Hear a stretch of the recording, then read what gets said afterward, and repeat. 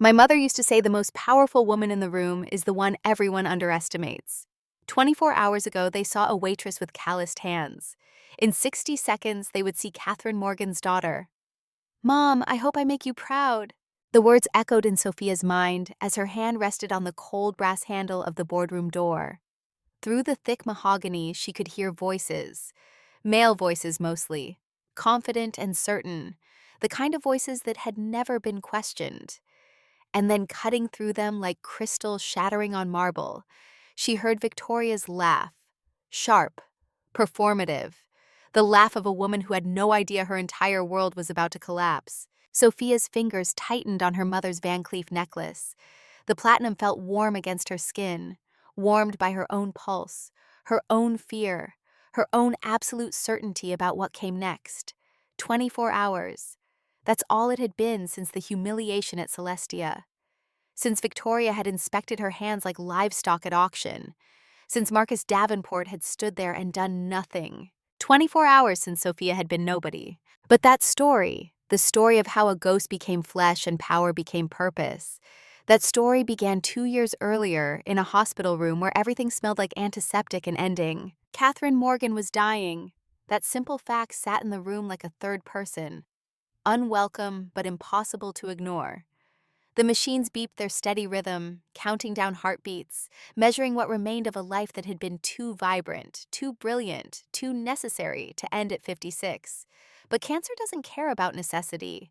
Stage 4 breast cancer especially doesn't care about the 100 engineers who still needed Catherine's guidance, the dozen patents that existed only in her mind, or the daughter who sat beside her bed trying very hard not to cry. Sophia was 27 then. Young enough to still believe her parents were immortal, old enough to know better. Catherine's hand found Sophia's across the white hospital sheets. Her mother's fingers were thin now, the veins prominent, the skin translucent. These hands had coded the future. These hands had built Morgan Systems from a garage startup into a company worth billions. These hands had broken every glass ceiling in Silicon Valley, while still finding time to braid Sophia's hair before school. Now these hands were letting go. "Mom, don't talk. Save your strength." Sophia's voice cracked on the last word. Catherine's smile was gentle, but her eyes were fierce. The cancer had taken her body, but not her mind. Never her mind. "Listen to me, baby. You're going to inherit everything. Money, company shares, your father's legacy. But that's not what I'm leaving you." Sophia leaned closer. The machines beeped faster, as if Catherine's heart knew it was running out of time to say everything that mattered. "I'm leaving you a question." Catherine's grip tightened with surprising strength. "Who are you without the money? Who is Sophia Morgan when no one knows her name? Promise me you'll find out." The words hung in the air between them. Not a dying wish, a mission, a purpose, the last gift a mother could give. "I promise, Mom." Catherine's eyes filled with tears, but her voice remained steady. "And when you find out, use it to lift other women. We rise together, baby, never alone." Those were the last coherent words Catherine Morgan spoke. 3 days later, she was gone. 6 months after that, Sophia's father David followed her, his heart literally breaking from the loss. The doctors called it a massive coronary event. Sophia called it what it was. He died because living without Catherine was simply too hard. At the double funeral, rain fell like the sky itself was grieving. Sophia stood between 2 caskets under a black umbrella that did nothing to keep out the cold. The cathedral was full. Tech industry leaders, politicians, employees from Morgan Systems who had driven hours to pay respects. But Sophia felt utterly alone. Richard Hayes found her after the service. He was her father's attorney, a silver-haired man in his 60s with kind eyes and a Savile Row suit that had seen better days. "Your mother would want you to live," he said quietly. "She wouldn't want you frozen like this." Sophia looked at him. Looked through him, really. I don't know how anymore. 6 months later, she still didn't know. The penthouse overlooking Central Park sat empty except for a silent staff that maintained it like a museum. The money, more than she could spend in 10 lifetimes, felt like a wall between her and the rest of humanity. Everyone wanted something. Everyone had an angle. Investment opportunities, charity galas, introductions to eligible bachelors who looked at her inheritance before they looked at her eyes. She remembered her mother's question, Who are you without the money? The answer came to her one morning while reading the Times, a small article about service workers organizing for fair wages. The quote that caught her eye came from a waitress at an upscale restaurant. "We're invisible to them. They look right through us. We might as well be ghosts." Ghosts. That's when Sophia knew what she had to do. If she wanted to find out who she was without the Morgan name, without the wealth, without the automatic deference, she needed to become invisible. She needed to become a ghost. She needed to step so far outside her world that no one would recognize her. She needed to become a waitress. Celestia was exactly the kind of restaurant where Sophia Morgan the heiress would dine, which meant it was exactly the kind of place where Sophie the waitress would be invisible. The application process was simple. She used her modest downtown rental apartment as an address, created a work history at restaurants that had closed, references from managers who didn't exist. The hiring manager at Celestia, a perpetually flustered man named Mr. Dubois, barely glanced at her paperwork. They were short-staffed. She seemed clean and articulate. She was hired. That was 6 months ago. 6 months of tying her hair into a severe bun. 6 months of sensible black shoes that made her feet ache. 6 months of yes, madam, and right away, sir, and watching the world from the other side of the velvet rope. 6 months of being nobody. And it was the most clarifying 6 months of Sophia's life. The other servers at Celestia became her unexpected teachers. There was James, the chef, a gay man in his 50s with a wicked sense of humor and eyes that saw everything. He'd taken one look at Sophia during her first shift and whispered, "Honey, you don't talk like someone who's been doing this for years. What are you running from?" "Maybe running towards something," Sophia had answered. James had studied her for a long moment, then nodded. "Well, whatever you're running toward, welcome to the circus." But it was Maria Santos who became something more than a coworker.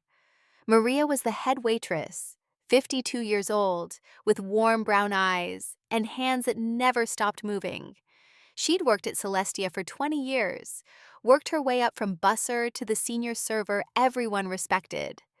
Maria had a daughter at Cornell studying engineering. Maria had immigrated from Guatemala at 19, pregnant and alone. Maria had survived things that would have broken most people. And Maria had a gift for seeing people, really seeing them, in a way Sophia's wealthy acquaintances never had. Their first real conversation happened during a slow Tuesday lunch shift 3 months into Sophia's tenure. They were rolling silverware in the back, the kind of mindless task that freed the mind to wander. Maria had been quiet for a while, just the soft click of forks being wrapped in linen napkins. Then she spoke. "Mia, you're too gentle with the wine bottles. You hold them like they're precious, like you're used to expensive things." Sophia's hands stilled. She looked up to find Maria watching her with a knowing expression. "I just don't want to break anything," Maria smiled. "It's more than that. I've been doing this 20 years. I can tell when someone belongs here and when they're just passing through." "You're passing through, aren't you?" The question was asked without judgment. Pure curiosity, pure kindness. Sophia made a decision in that moment. Not to tell Maria everything, but to tell her something true. "My mother died 2 years ago. I've been trying to figure out who I am without her." Maria's expression softened immediately. She reached across the pile of silverware and squeezed Sophia's hand. "Oh, mija, I understand that. My mother passed 10 years ago. Some days I still reach for the phone to call her." They sat in silence for a moment, two women separated by wealth and circumstance, but connected by the universal experience of grief. "Your mother, what did she teach you?" Maria asked. To find myself, to help others rise." Sophia's voice was thick with emotion. "Then you had a good mother." Maria touched Sophia's hand again, brief but warm. "She'd be proud of you." That simple statement, offered with such certainty by a woman who knew nothing of Sophia's real life, meant more than any condolence offered at the funeral. Maria saw Sophie the waitress and found her worthy. That was the gift. That was what Sophia had been searching for. From that day forward, their relationship deepened. Maria taught Sophia the unwritten rules of fine dining service, how to read a table's mood from body language, how to anticipate needs before they were spoken, how to maintain dignity when being treated as furniture. But the teaching went both ways. During their coffee breaks before shifts, Sophia found herself encouraging Maria in subtle ways. "Ms. Santos, you should ask for that raise. You've been here 20 years. Maria waved the suggestion away. "Oh, mijita, I'm just a waitress. They don't give raises to people like us. You're not just anything. You're the backbone of this restaurant." Sophia kept her voice gentle but firm. "Without you, this place would fall apart." The seed was planted. 2 weeks later, Maria asked for and received a 15% raise.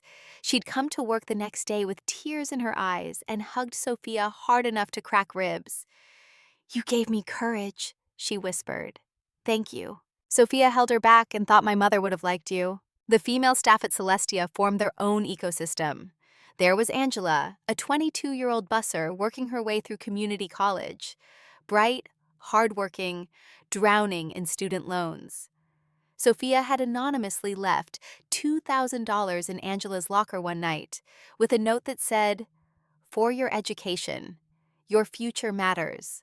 A friend." Angela had cried in the staff room for 20 minutes, while Maria held her and the other servers speculated about who the mysterious benefactor could be. Sophia had kept wrapping silverware, a small smile on her face. There was Nina, a server in her 30s escaping an abusive marriage. There was Carmen, supporting her sick mother. There was Yuki, sending money home to Japan. Each woman had a story. Each story mattered. And Sophia learned more about resilience and grace under pressure from these women than she ever had in boardrooms or galas. James watched it all with his sardonic eye. "You're collecting broken birds," he told Sophia one night after service. "Trying to fix the world one waitress at a time? Not fixing, just seeing. People want to be seen." James softened at that. "Yeah, honey, they do." But Celestia wasn't just about the staff. It was about watching the other world. The world Sophia had left behind. The restaurant attracted a particular clientele: old money, new money, people for whom a $300 meal was an afterthought. And Sophia served them, invisible in her black uniform, and learned. She learned that the kindest customers were usually the ones with the least to prove. Old money whispered, "Please and thank you." New money snapped fingers and complained. She learned that women dining alone tipped better than groups of men. She learned that cruelty was most often performed for an audience, a way of establishing dominance in the social hierarchy. And she learned about Marcus Davenport. Table 7 was the most coveted booth at Celestia. Leather banquette, perfect lighting, a view of the entire dining room. It was the table where deals were made and relationships were tested.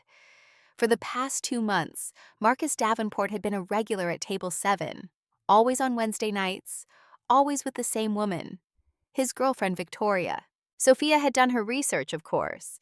Marcus Davenport, 35 years old, CEO of Davenport Technologies, the company that had acquired Morgan Systems 10 years ago. The company that now stewarded her parents' legacy. The company in which EV Capital, Sophia's anonymous trust, held 15% of shares. Marcus was the son of Richard Davenport Sr., the man who'd bought her father's life's work. And now Marcus was running it into the ground. The numbers didn't lie. Sophia had access to detailed financial reports through her position as EV Capital's principal. Davenport Technologies had stagnated under Marcus's leadership. R&D spending was flat. Employee retention was down. Quarterly earnings were maintained through cost-cutting, not innovation. The company was profitable in the short term, but dying in the long term.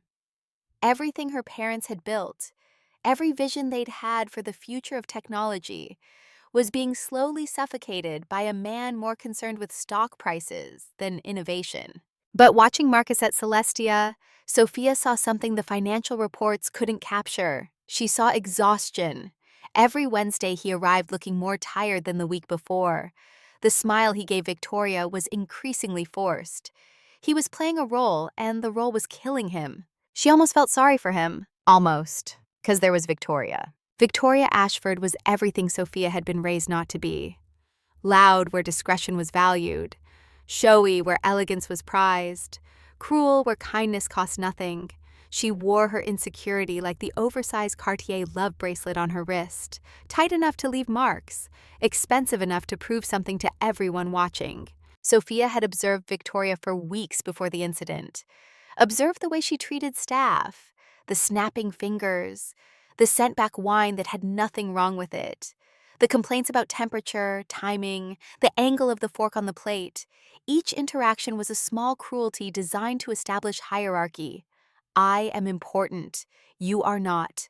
Know your place. The other servers dreaded table 7 when Victoria was there. Maria would cross herself before approaching. James would mutter prayers to St. Anthony, patron saint of lost causes. But Sophia always volunteered. I'll take table 7. Why do you do that to yourself? Angela asked one night. She's horrible to you. Because I'm learning something. Sophia didn't elaborate. What she was learning was this. Victoria Ashford was terrified. Beneath the designer clothes and the performative cruelty was a woman who believed deep in her bones that she didn't deserve what she had, that any moment it could all be taken away, that she had to fight, claw, destroy to maintain her position. Every interaction was a battle. Every server was a potential threat to her status. Sophia saw it because she'd seen it before in Silicon Valley. The people most desperate to prove they belonged were the ones most certain they didn't. But understanding Victoria didn't make her cruelty easier to bear. It started small. Comments about the service, this wine is too warm, this fish is overcooked, you took too long. Each complaint delivered in a voice calculated to carry to nearby tables. Marcus would try to soothe her, his discomfort visible. The food is fine, Tori. She'd shoot him a look and he'd back down. Then Victoria discovered a new target, Sophia herself. It happened during a Wednesday dinner 6 weeks before the incident. Victoria was in a particularly bad mood. She'd been fighting with Marcus, Sophia could tell. The tension at the table was thick enough to cut. When Sophia approached with the wine list, Victoria looked her up and down with unconcealed disdain. Do you even know what Dom Perignon is? Sophia kept her face neutral. Yes, madam. It's a vintage champagne from the Champagne region of France. Victoria's eyes narrowed. I doubt you could afford a glass. Probably not, madam. Sophia's voice remained even. Would you like me to bring the bottle? The interaction was brief, but it established a pattern. Every week, Victoria would find some new way to make Sophia aware of the gap between them. Comments about her clothes, her hair, her lack of manicure, each barb designed to remind Sophia that she was nothing, nobody, less than. Marcus would offer weak protests. Victoria, that's unnecessary. But he never actually stopped her, never stood up, never defended. He was uncomfortable with the cruelty, but not uncomfortable enough to end it. And Sophia noted that, filed it away. A leader's first duty is to protect. Her father had taught her that. Marcus Davenport was failing the most basic test of leadership. Still, Sophia might have remained in the shadows indefinitely, might have finished her experiment and returned to her real life without anyone at Celestia ever knowing the truth. But 2 things happened that changed everything. First, Richard Hayes began leaving increasingly urgent voicemails. Sophia, I know you're on your sabbatical or whatever you're calling this, but we need to talk. Garrett Pierce is circling Davenport Technologies. There's going to be a hostile takeover attempt. Your vote matters. You need to come to the board meeting next week. Sophia had listened to the messages but not returned the calls. She wasn't ready. She hadn't found her answer yet. Who are you without the money? She still didn't fully know. But the universe, it seemed, had run out of patience. The second thing that happened was a Wednesday night 6 months into her time at Celestia. Victoria arrived at table 7 in a mood darker than Sophia had ever seen. Whatever had happened before the dinner, it had pushed Victoria past her usual performative cruelty into something rawer, more desperate. Sophia watched from the service station as Marcus and Victoria settled into their seats. Even from across the room, she could see the tension. Victoria's movements were sharp, aggressive. Marcus looked like he wanted to be anywhere else. James materialized beside Sophia. That woman is planning something. I've seen that look. She's going to cause a scene. Sophia watched Victoria's eyes scan the restaurant, landing on her. A predator selecting prey. Maybe. Be careful, mija. Maria had joined them, her face worried. The girlfriend, she has a mean streak. I can handle it. Maria touched her arm. I know you can, but you shouldn't have to. The evening began normally enough. Sophia approached table 7 with menus, her professional mask firmly in place. Good evening, Mr. Davenport, Ms. Ashford. Welcome back to Celestia. Marcus offered a tired smile. Thank you, Sophie. How are you this evening? The question, asked with genuine interest, seemed to infuriate Victoria. Julian, she's the waitress, not your therapist. Can we order? Marcus flinched but said nothing. Sophia kept her expression neutral. Of course. May I start you with drinks? The order was placed. Victoria chose the most expensive wine on the list, a $9.98 Chateau Margaux, at $4,000 a bottle. Sophia noted it without reaction and retreated to place the order. In the kitchen, James grabbed her arm. $4,000 wine for that witch? I hope she chokes on it. Sophia couldn't help but smile. That's terrible. But accurate. James squeezed her shoulder. Steel yourself, honey. It's going to be a long night. He had no idea how right he was. The dinner progressed with escalating tension. Victoria sent her appetizer back twice. The temperature was wrong, then the presentation was wrong. Mr. Dubois himself came out to apologize, his hands fluttering nervously. Ms. Ashford, please, our sincerest apologies. Victoria waved him away like an annoying insect. Just get it right. Sophia delivered the corrected dish with the same calm professionalism.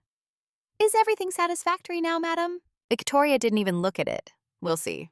Between courses, Sophia could hear fragments of their conversation. Marcus was trying to talk about something important. Tomorrow's board meeting. There's going to be a vote. His voice was tense, worried. Victoria's response was dismissive. Marcus, darling, you're not even listening. I was telling you about Beatrice's ghastly choice of caterer for the Hamptons Gala. I am listening. Caterers. Got it. But his eyes were distant. Sophia recognized the look of a man drowning and trying not to let anyone see. The main courses arrived. Sophia served them with practiced efficiency. Your Dover sole, madam. Your duck breast, sir. Enjoy. She was turning to leave when Victoria's voice stopped her. Actually, wait. Come here. Sophia turned back. Yes, madam? Victoria was looking at her with an expression Sophia couldn't quite read. Calculation. Malice.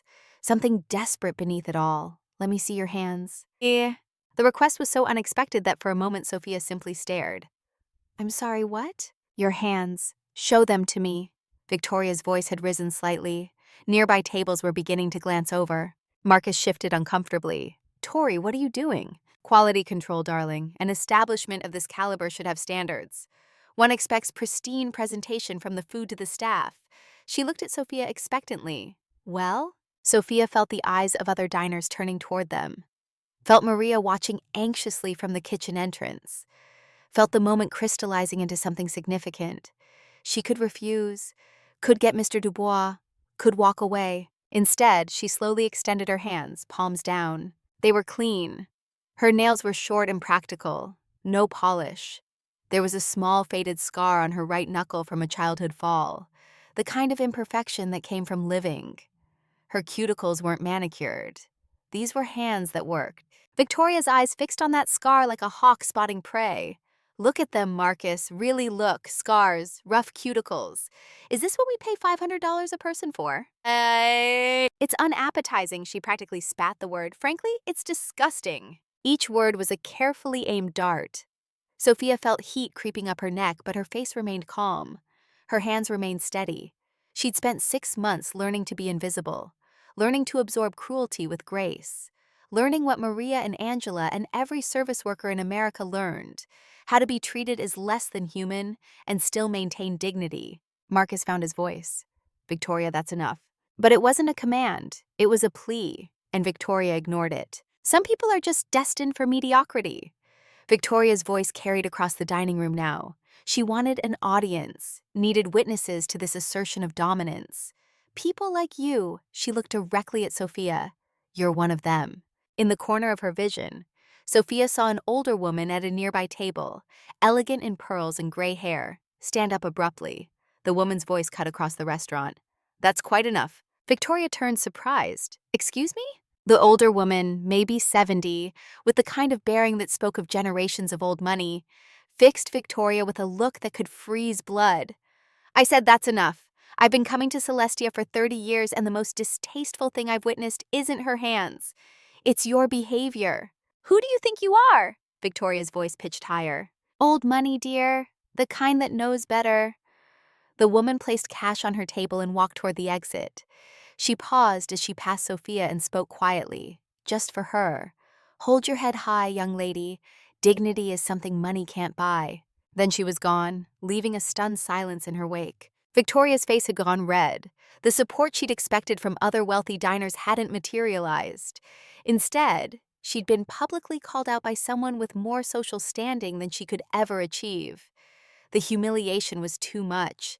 And that's when Sophia saw it. The tiny shift in Victoria's posture, the subtle extension of her leg under the table. Her stiletto heel positioning near the leg of the small service cart Sophia used for wine service. She's going to trip me. The realization came with crystal clarity. She's going to cause an incident and blame me. Marcus, we need that Chateau Margaux decanted now. Victoria's voice had taken on a manic quality. I want it done properly. By her. Sophia moved to the wine service cart, hyper-aware of Victoria's positioning. She lifted the heavy bottle carefully. The Chateau Margaux was a deep ruby red, the kind of wine that cost more than most people's monthly rent. She began to pour it into the crystal decanter, focused on the task, on blocking out the venomous presence beside her. The room seemed to hold its breath. Maria watched from this kitchen entrance, hands clasped like she was praying. James had stopped mid-plate, his chef's intuition screaming warning. Angela stood frozen with a tray of water glasses. Sophia's hands were steady, professional, perfect. And that's when Victoria moved. It was subtle, a shift of her leg, a tap of her stiletto against the cart's leg. Just enough to make it wobble. Just enough for the neck of the bottle to tip. Just enough for a splash of that priceless red wine to arc through the air. Time slowed. Sophia saw it happening. Saw the wine leaving the bottle, saw the trajectory, saw Victoria lean into its path, ensuring maximum damage. The wine hit Victoria's white Valentino blouse like a gunshot, spreading across the silk in a crimson stain that looked almost like blood. The collective gasp from nearby tables was audible. Victoria leapt to her feet, a shriek of manufactured horror erupting from her lips. "You clumsy idiot! Look what you've done! This is custom Valentino!" Chaos erupted. Mr. Dubois rushed over, wringing his hands. Marcus stood, dabbing uselessly at Victoria's blouse with his napkin, which only spread the stain. Diners at nearby tables craned their necks to see. Staff froze in place. And Sophia stood in the center of it all, the wine bottle still in her hand, her heart pounding but her face composed. "I'm deeply sorry, madam." Her voice was steady. "Sorry doesn't cut it." Victoria's voice pitched to command the entire restaurant's attention. "This blouse cost $12,000 and the wine, what was that? Another $3? You're going to pay for this, every single cent." Mr. Dubois tried to intervene.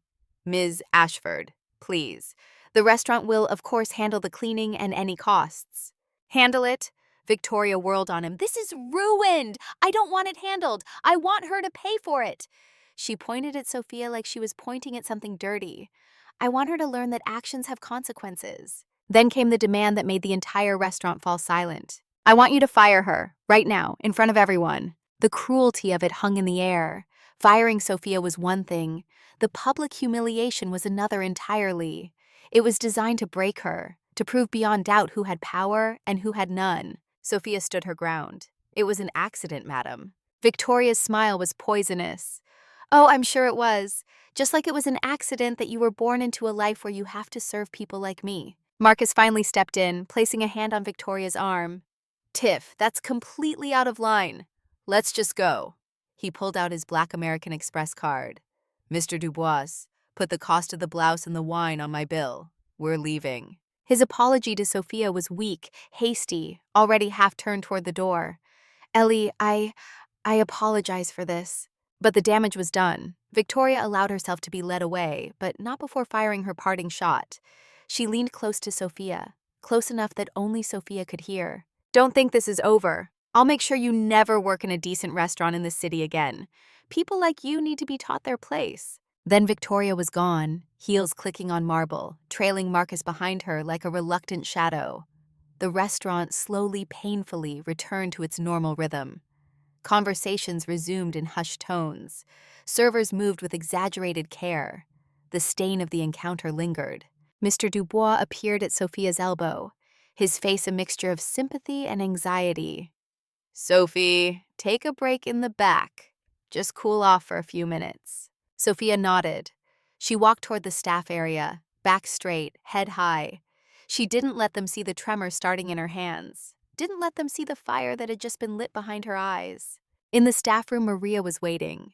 She wrapped Sophia in a hug without a word. Sophia stood rigid in the embrace for a moment before something inside her cracked. She buried her face in Maria's shoulder and let out one shaking sob. Mija, mija, I'm so sorry. Maria rocked her gently. We all saw. She set you up. The other servers clustered around. Angela was crying in solidarity. James appeared with a glass of water. We have it on security footage, he said quietly. Her foot. The deliberate trip. We can prove it. Sophia pulled back, wiped her eyes. No. Sophie, we can destroy her. I'll send this to every food blog in New York. She'll never eat out again. No. Sophia's voice was firmer now. Thank you, but no. Why not? Maria's face was anguished. She deserves to burn. She does. Sophia looked at each of them, these women who had become her unexpected family. But not that way. I'm going to teach her something more important than shame. They didn't understand, but they trusted her. Maria squeezed her hands. Then do it, mija. Make your mother proud. The mention of her mother hit Sophia like a physical blow. She touched the locket under her collar, felt the Van Cleef design through the fabric. My mother, she whispered, then stopped. Maria waited patiently. She taught me to rise, Sophia finally said, and to lift others with me. Then that's what you do. Maria's smile was sad but certain. Whatever you're planning, however you fight back, you do it her way. Sophia's phone buzzed. A text from Richard Hayes. I heard what happened tonight. Are you all right? We need to talk. Tomorrow's board meeting. Pierce is making his move. Your hibernation ends now. Sophia stared at the message. 6 months of being invisible. 6 months of learning what the world looked like from the ground up. 6 months of understanding the gap between those who had power and those who didn't. Victoria wanted to teach her about her place in the world. Tomorrow, Sophia would teach Victoria about hers. She typed back to Hayes. I'll be there, 9 a.m. And Richard, get my Tom Ford suit ready, the navy one. Maria watched Sophia's face change as she typed, saw something shift behind her eyes. The waitress mask was slipping, something else emerging. Sophie, Maria said softly, ¿Quién eres tú realmente? Who are you really? Sophia looked at her, this woman who had shown her more kindness in 6 months than most people in her real life had shown in years. I'm someone who learned what matters by losing everything. And tomorrow, I'm going to save something she tried to break. She didn't explain further. Couldn't. Not yet. But Maria understood in the way that women who have survived understand each other. Then go save it, mija, and come back and tell me the story. Sophia changed out of her uniform for the last time, hung it carefully in her locker. She might never wear it again, but she would never forget what it taught her.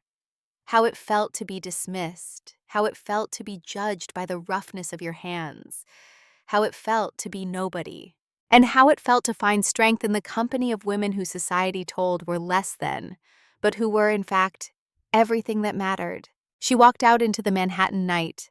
The city glittered around her, indifferent to the small dramas playing out in its restaurants and boardrooms. But tomorrow, that would change. Tomorrow, the city would notice. Tomorrow, Victoria Ashford and Marcus Davenport and everyone at Davenport Technologies would learn that the woman they dismissed, the waitress they humiliated, the nobody they thought they could destroy, was the one person who held all the cards. Tomorrow, Sophia Morgan would step out of the shadows. Tomorrow, the reckoning would begin. But tonight, she had one more thing to do. Sophia took a cab to her real home, the penthouse overlooking Central Park. When she stepped off the private elevator, she paused in the doorway, taking in the space that had felt like a prison 6 months ago. Now it felt different.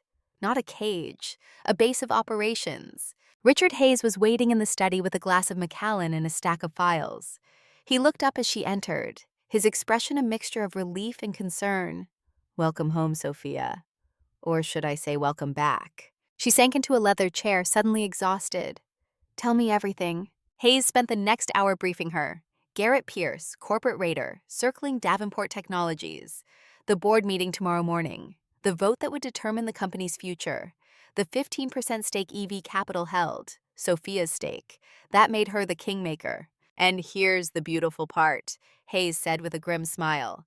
They have no idea EV Capital is you. To them, it's just some faceless institutional investor. They've been trying to reach you for months. Radio silence. Sophia processed it all.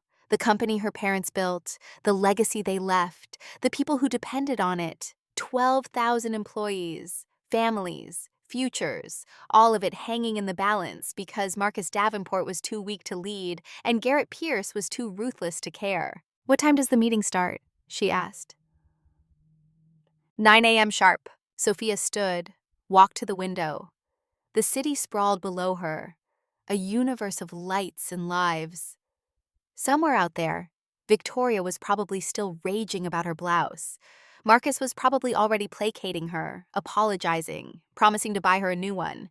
They had no idea what was coming. "Get some sleep," Hayes advised. "Tomorrow is going to be intense." But Sophia couldn't sleep. Not yet. She went to her mother's study, the room she'd avoided for 2 years because the grief was too fresh. Catherine's desk was exactly as she'd left it. Her coffee mug still sat beside the keyboard, as if she'd just stepped out for a moment. Sophia sat in her mother's chair and opened the desk drawer. Inside was an envelope with her name written in Catherine's elegant handwriting. "For Sophia, when you're ready." Her hand shook as she opened it. The letter inside was dated 3 days before Catherine's death. "My darling girl, if you're reading this, I'm gone, and you found your answer to my question. Who are you without the money? You're the woman who helps others rise. You're the leader who remembers what it's like to serve. You're my daughter, and that means you build systems that lift people. You use power to protect, not dominate. You transform pain into purpose. I wish I could be there to see the woman you become, but I already know. You're going to be magnificent. Change the world, baby. But do it with kindness. Do it with grace. Do it the way women do when we remember we rise together. I love you always. Mom." Sophia read the letter 3 times through tears that wouldn't stop. Then she carefully folded it and placed it back in the envelope. She sat for a long moment in the quiet of her mother's study, feeling Catherine's presence, feeling the weight of the question, and now the answer. "Who are you without the money?" "I'm someone who learned by serving, someone who found family among strangers, someone who understands that dignity matters more than dividends, someone who will use power to lift, not crush." Sophia stood and went to her bedroom. The Tom Ford suit hung ready, navy blue and perfectly tailored. The Manolo Blahnik heels waited beside it. And on the dresser, her mother's Van Cleef necklace. She tried on the suit, looked at herself in the mirror. The transformation was complete. Not from waitress to heiress, but from observer to actor, from student to teacher, from invisible to undeniable. Her phone buzzed one more time, a text from Maria. "Whatever you do tomorrow, do it for all of us. We believe in you, Sophie, whoever you really are." Sophia smiled through her tears. She texted back, "Thank you for seeing me when I was nobody. Tomorrow I become somebody again. But I won't forget." She set her alarm for 6 a.m., lay down in her bed, closed her eyes, and heard her mother's voice one more time. "We rise together, baby. Never alone." Tomorrow she would rise, and she would bring others with her. Maria, Sarah Kim in R&D, every woman at Davenport Technologies who had been overlooked and underestimated. Every employee who deserved better leadership. Every person her parents had hoped to serve with their technology. Tomorrow, Victoria Ashford would learn that cruelty has consequences. Marcus Davenport would learn that leadership means protection. And Garrett Pierce would learn that some legacies can't be bought. Tomorrow, the woman that he underestimated would show them who she really was. But tonight, in the quiet darkness of her penthouse, Sophia Morgan allowed herself one final moment as Sophie the waitress. One final moment of remembering what it felt like to be invisible. One final moment of gratitude for the lesson. Because the most powerful woman in the room is the one everyone underestimates. And tomorrow, they would finally see. The morning after the wine incident, Sophia woke to find herself still in her downtown rental apartment. For a moment, she was disoriented. The ceiling was wrong, too low, too plain, not the soaring height of her penthouse. Then memory flooded back, and with it the decision she'd made in the darkness. One more day as Sophie, one more shift at Celestia, one more chance to say goodbye properly. Because that's what this was, a goodbye to Maria, who had become the mother figure she desperately needed, to Angela, whose future she'd quietly helped secure, to James and his sardonic wisdom, to the version of herself who had learned what it meant to be invisible. Her phone showed 15 missed calls from Richard Hayes. The messages grew increasingly urgent. Sophia, the board meeting is at 9 a.m. That's tomorrow. You need to be there. Pierce has the votes. Without you, the company falls. She texted back. I'll be there, I promise. But there's something I need to do first. What could possibly be more important than saving your parents' legacy? Sophia looked at the text for a long moment before typing, honoring it. She arrived at Celestia 2 hours before her shift. The restaurant in daylight looked different, smaller somehow, less magical. The kitchen was already alive with activity. James was prepping stocks, his hands moving with the precision of decades of practice. He looked up when she entered, and something in his face told her he knew. You're leaving, aren't you? His voice was gentle. After today, yes. He wiped his hands on his apron and came around the counter to hug her. I don't know who you really are, Sophie, but I know you're not just a waitress. You never were. Sophia held him tight. You saw me anyway. That's what mattered. That's what we do here, honey. We see each other. She could feel him smiling against her shoulder. The world out there, they look through people. In here, we look at them. Maria arrived next, her usual warmth radiating before she even entered the room. She stopped when she saw Sophia and James embracing. Her face went soft with understanding.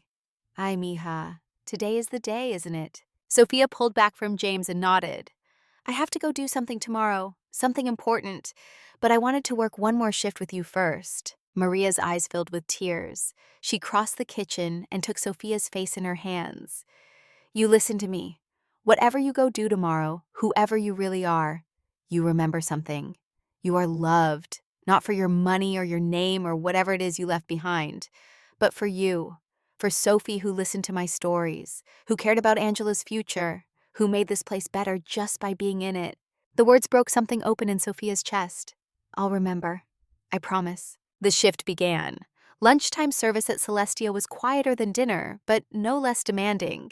Sophia moved through it with hyper-awareness, memorizing every detail, the weight of the tray on her shoulder, the subtle squeak of her sensible shoes on marble, the particular way light filtered through the restaurant's windows at 2 in the afternoon, the sound of Maria's laughter from across the dining room. She was serving a table of businesswomen when one of them, older with kind eyes and silver hair, caught her attention. Excuse me, dear. You were here last night, weren't you? When that awful woman made such a scene. Sophia nodded carefully. Yes, ma'am. The woman reached out and squeezed her hand. I wanted to tell you that I thought you handled yourself with remarkable grace. My mother was a waitress. I know how hard this work is, how invisible people make you feel. You didn't deserve that treatment. The simple kindness, offered without expectation of anything in return, nearly undid Sophia's composure. Thank you. That means more than you know. When the woman left, she added an extra $100 to her tip with a note. For your grace under fire. Keep your head high. Sophia tucked the note into her apron pocket and blinked back tears. The afternoon passed in a blur of small kindnesses and final moments. Angela pulled her aside during a lull. Sophie, I got my acceptance letter. Cornell. Full scholarship. Sophia felt joy bloom in her chest. Angela, that's incredible. I know someone helped me. The money in my locker, the application fees. Angela's voice was thick with emotion. I don't know who, but I think maybe you know. Sophia chose her words carefully. Sometimes angels appear in unexpected ways. What matters is you earned this, Angela. Your hard work, your brilliance. Don't ever forget that. Angela hugged her hard. I'm going to make something of myself. I'm going to help people the way I was helped. That's all any of us can do. Sophia held her close. Pass it on. As the shift wound down, Mr. Dubois called Sophia into his office. His face was grave. Sophie, I need to talk to you about last night. Sophia's heart sank. Am I being let go? What? No, God no. He looked horrified. I wanted to apologize. What that woman did to you was unconscionable. And I stood there like a coward and didn't defend you properly. Mr. Dubois, you were trying to protect your business. He shook his head. A business that doesn't protect its people isn't worth protecting. I've been thinking about it all night. I'm implementing new policies. Any customer who abuses staff will be asked to leave. no exceptions. No matter how much money they have. Sophia felt warmth spread through her chest. That's a good policy. You inspired it. Your dignity last night. It made me ashamed of my own weakness. He extended his hand. Thank you, Sophie, for making this place better. She shook his hand, struck by the ripple effects of simply standing firm in the face of cruelty. One moment of maintaining dignity had changed policy, changed thinking, changed the experience for every server who would come after her. Her mother's voice echoed in her memory. Change the world, baby, but do it with kindness. The shift ended. Sophia changed out of her uniform for the last time, hung it in her locker with the same care she'd shown the night before. This time felt different, though. Final. She stood there for a moment, one hand on the black fabric, saying goodbye to Sophie the waitress. Thank you, she whispered, for teaching me what I needed to know. She found Maria in the staff room, sitting alone with a cup of coffee. The older woman looked up and patted the seat beside her. Sit, mija. We have a few minutes before you have to go be whoever you really are. Sophia sat. For a moment, they just existed in comfortable silence. Can I tell you something? Maria said finally. When you first started here, I knew you were different. The way you held yourself, the way you listened like every word mattered. I thought maybe you were running from something bad. A husband, a family, something that hurt you. In a way I was. Sophia's voice was quiet. I was running from loneliness, from being surrounded by people who only saw my value in what I could give them. Maria nodded. And did you find what you were looking for? Sophia looked at her. This woman who had shown her unconditional kindness, who had mentored her without knowing her real name, who had seen worth in a waitress struggling with wine service. Yes, I found family. Maria's eyes filled. You found it because it was always there, mija. You just had to learn to see it. She reached into her purse and pulled out a worn photograph. This is my daughter, Isabella, at Cornell. The young woman in the photo had Maria's smile and determined eyes. She looks like you. She's studying engineering, first person in our family to go to university. Maria's voice swelled with pride. When she called to tell me she got in, you know what she said? She said, Mama, I'm going to build things that help people. I'm going to make you proud. You already are proud, every single day. Maria touched the photo gently. That's what I wanted to tell you, Sophie. Whatever you go do tomorrow, whatever big thing you have planned, remember that making your mother proud isn't about grand gestures. It's about living her values, being who she raised you to be. Sophia's voice came out choked. How did you know my mother died? Because I see you, mija. I always have. Maria squeezed her hand. And I see her in you, in your kindness, in your strength. She's not gone. She's right here, in every choice you make. They sat in silence, hands clasped, two women separated by circumstance, but connected by the universal language of grief and love and hope. Finally, Maria spoke again. I don't need to know who you really are, but I need you to know this. You changed my life. That conversation we had about asking for a raise, I did it because you believed I was worth more. And getting that raise, it means Isabella doesn't have to work 3 jobs like I did. It means she can focus on her studies.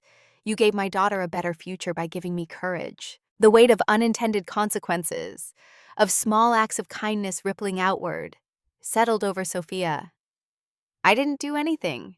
You did the hard part. You saw me. Maria's voice was fierce now. In a world that treats people like me as furniture, you looked at me and saw a person worth investing in. That's not nothing, mija. That's everything. Sophia pulled her into a hug. I love you. The words came out without planning, simply truth. I love you too, mijita. Maria held her tight. Now go. Go do whatever big thing you have to do. But promise me you'll come back and tell me the story. I promise. Outside Celestia, the November evening was crisp and cold. Sophia stood on the sidewalk for a long moment, looking back at the restaurant that had been her classroom and sanctuary. Through the windows, she could see Maria moving through the dining room, already preparing for the dinner shift.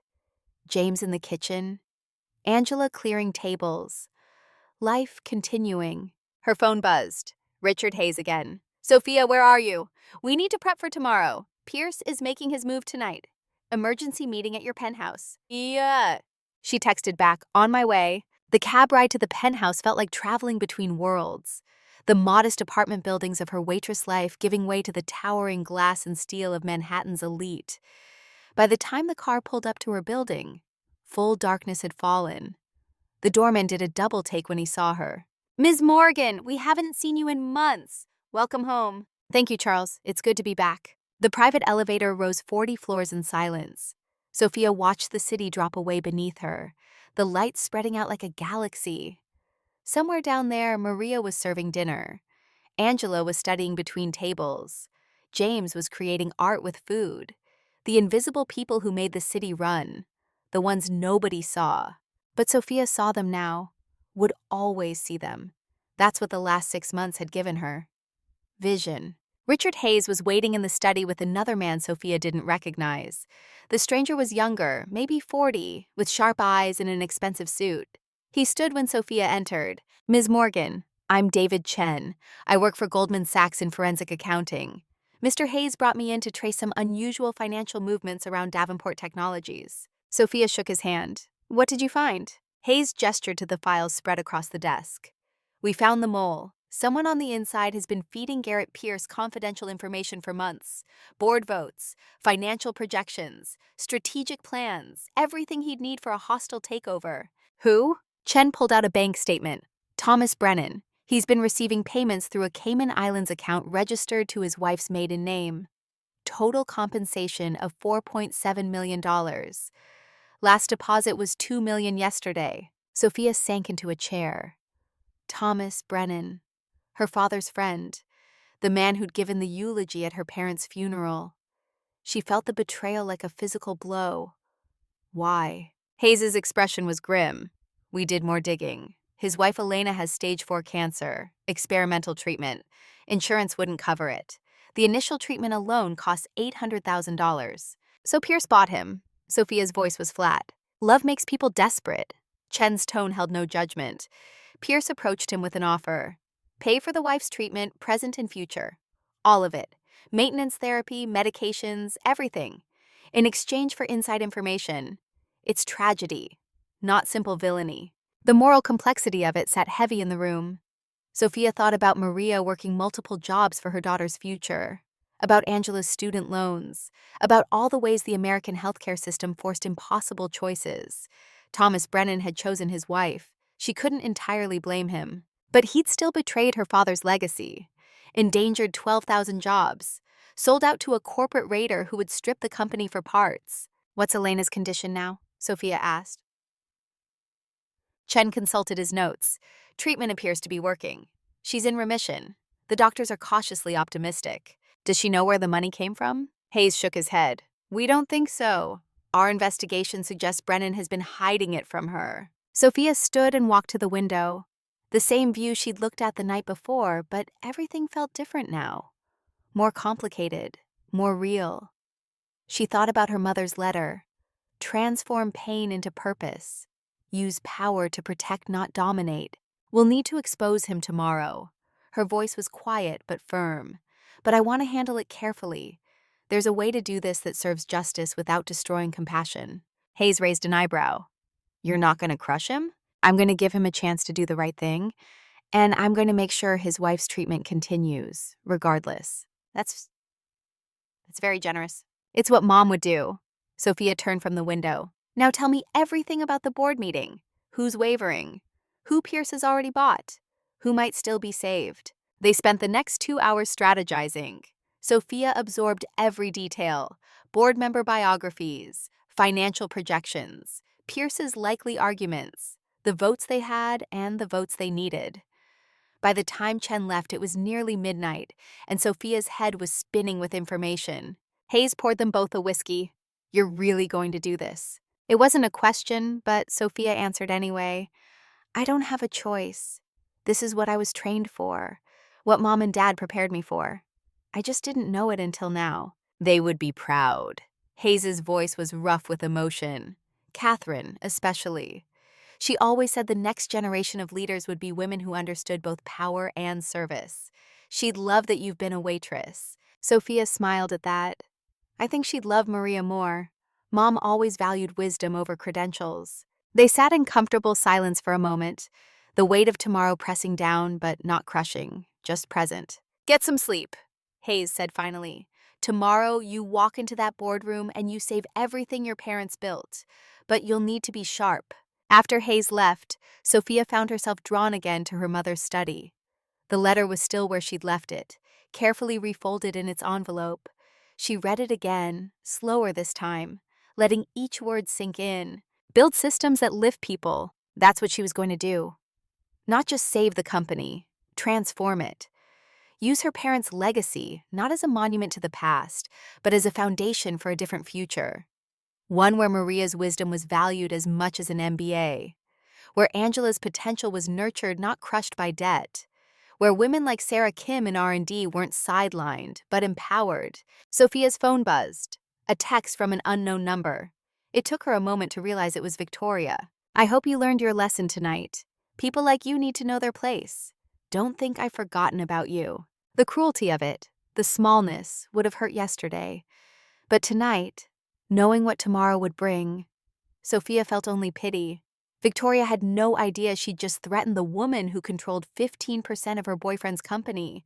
The woman who would walk into that boardroom and change everything. She texted back a single word, noted. Then she blocked the number. Victoria Ashford was a problem for tomorrow. Sleep came fitfully. Sophia's dreams were a confused tangle of images. Her mother in the hospital bed, Maria's warm hug, Victoria's cruel smile, the wine spreading across white silk like blood. She woke at 3 a.m. with her heart racing and couldn't fall back asleep. Instead, she got up and went to her closet. The Tom Ford suit hung there, navy blue and powerful. She tried it on even though dawn was hours away. Looked at herself in the mirror. The transformation was visible. Not just clothes. She stood differently now, held herself differently. 6 months of service work had taught her something about real strength. It wasn't domination, it was endurance. It was grace under pressure.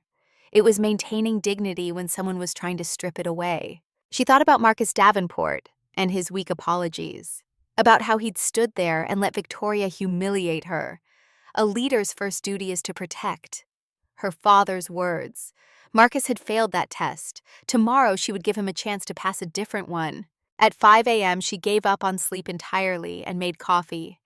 Sat at the kitchen island, watching the city wake up through the windows. The sun rising over the East River, painting everything gold. A new day. The day everything changed. Her phone rang. Maria. Sophia answered immediately. Mija, I couldn't sleep. I kept thinking about you. Maria's voice was worried. Whatever you're doing today, you be careful, yes? I will. Sophia felt tears prick her eyes. Maria, thank you. For everything. You don't thank family. Maria's voice was fierce with love. You just love them. And I love you, Sophie.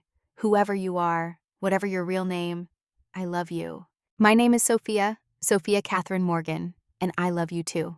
The admission hung in the air. Sophia could hear Maria's sharp intake of breath. Morgan, like the company? Like the company? My parents built it. Tomorrow I'm going to make sure their work continues. Ay, Dios mío. Maria's voice was a whisper. You're her. The heiress. Everyone has been looking for you. And you found me. Sophia's voice broke.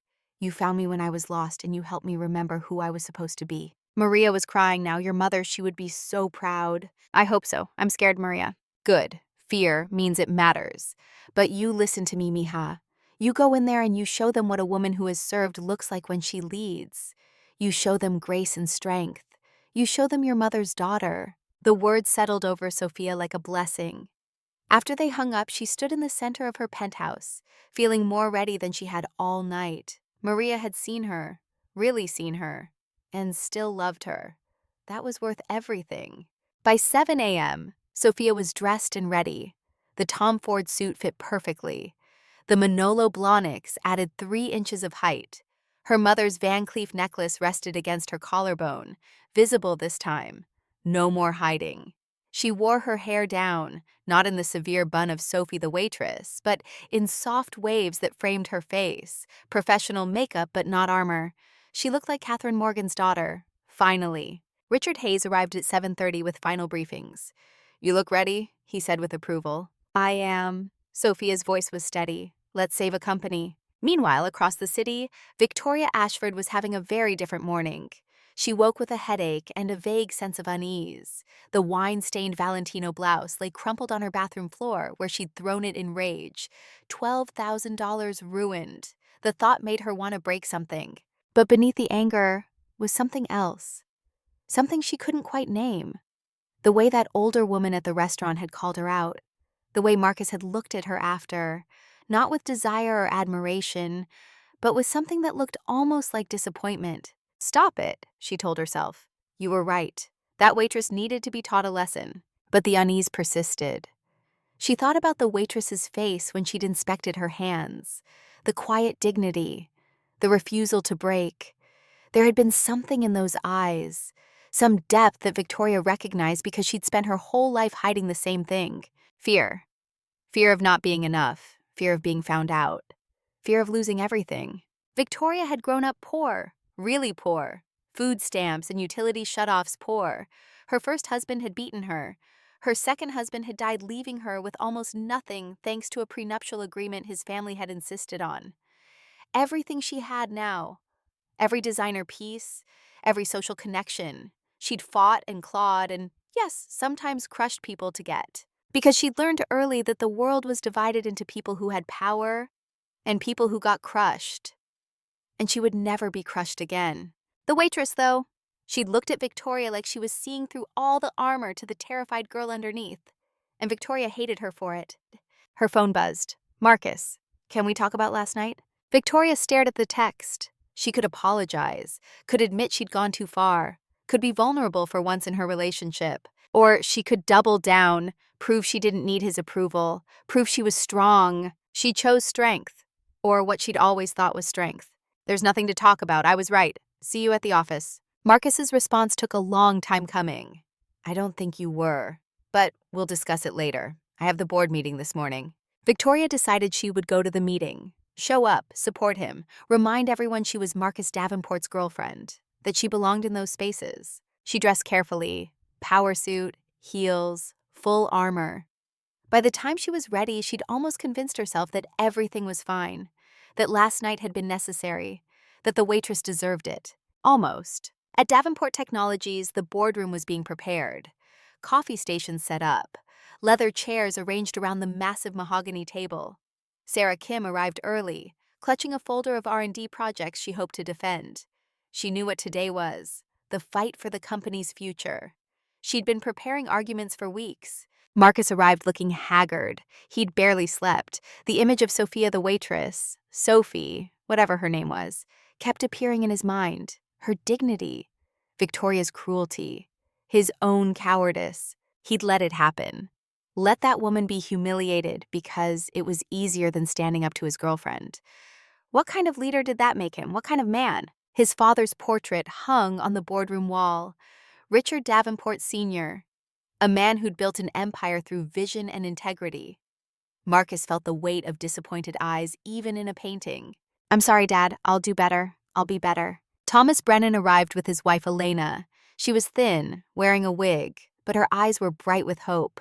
The experimental treatment was working. She was going to live. Thomas held her hand like it was the only thing keeping him grounded. Elena noticed his tension. "Tom, what's wrong? You've been so stressed lately." "Just work, darling. Don't worry." But Elena did worry, because she'd found the bank statements, had spent all night researching, calling her lawyer friend, trying to understand what she was seeing. And now she sat in the waiting area outside the boardroom with a terrible choice weighing on her. Her husband had saved her life with dirty money. If she exposed him, he could go to jail.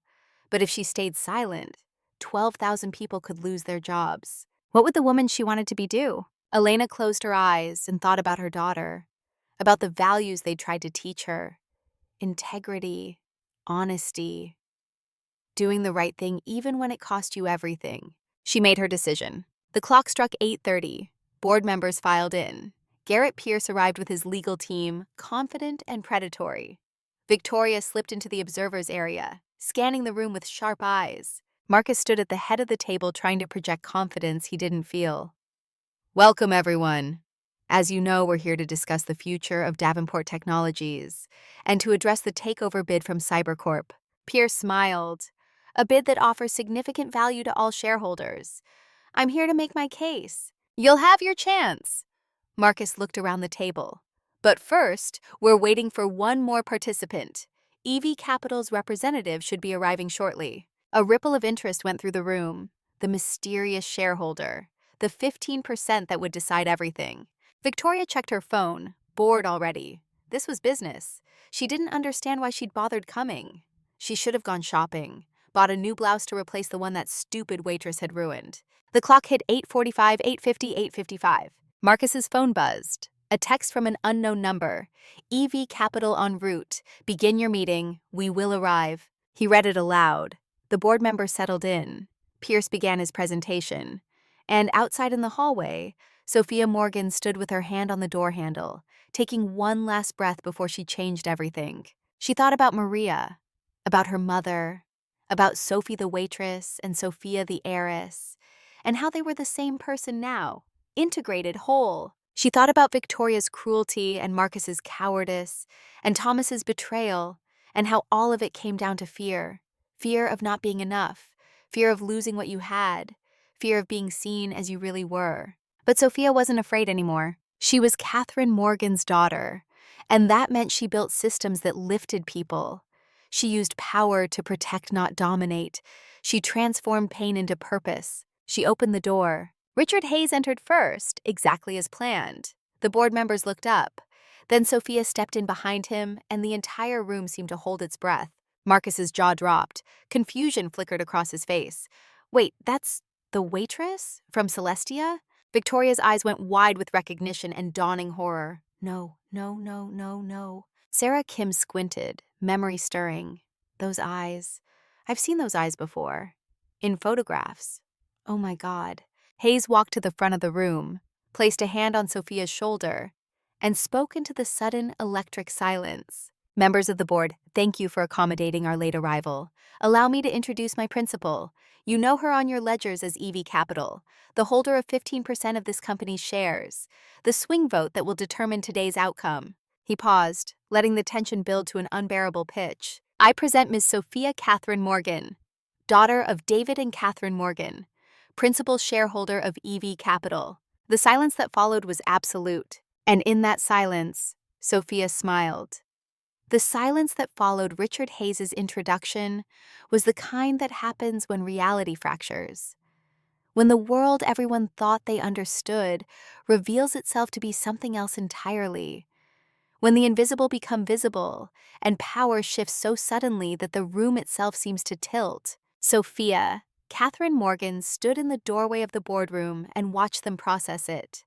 Watched the recognition dawn on different faces at different speeds, some faster than others, some with horror, some with wonder. Robert Thorne, the board chairman, was the first to truly understand. His face went through a cascade of emotions in the space of 3 seconds. Confusion, recognition, shock, and then, unexpectedly, his eyes filled with tears. He stood so abruptly his chair rolled backward. Catherine's girl. His voice cracked on the words. My God, child, you look just like her. The statement broke the spell. Suddenly everyone was standing, talking over each other, a chaos of voices and questions. But Sophia's attention was locked on 3 faces, 3 reactions that told her everything she needed to know about what came next. Marcus Davenport had gone white as bone. His mouth opened and closed, but no sound came out. His brain was clearly trying to reconcile 2 impossible images. Sophie the waitress, the woman Victoria had humiliated, the woman he had failed to protect. That Sophie was Sophia Morgan, was EV Capital, was the person who controlled 15% of his company, was the second largest shareholder, was the daughter of the man whose genius had built the foundation of everything Marcus now stewarded. The pieces were clicking into place, and each click was a small detonation of shame. Sarah Kim, the head of R&D, had both hands over her mouth. Her eyes were huge behind her glasses. She was staring at Sophia like she was seeing a ghost made flesh. Your mother, she breathed. Your mother was my hero. I have her picture in my office.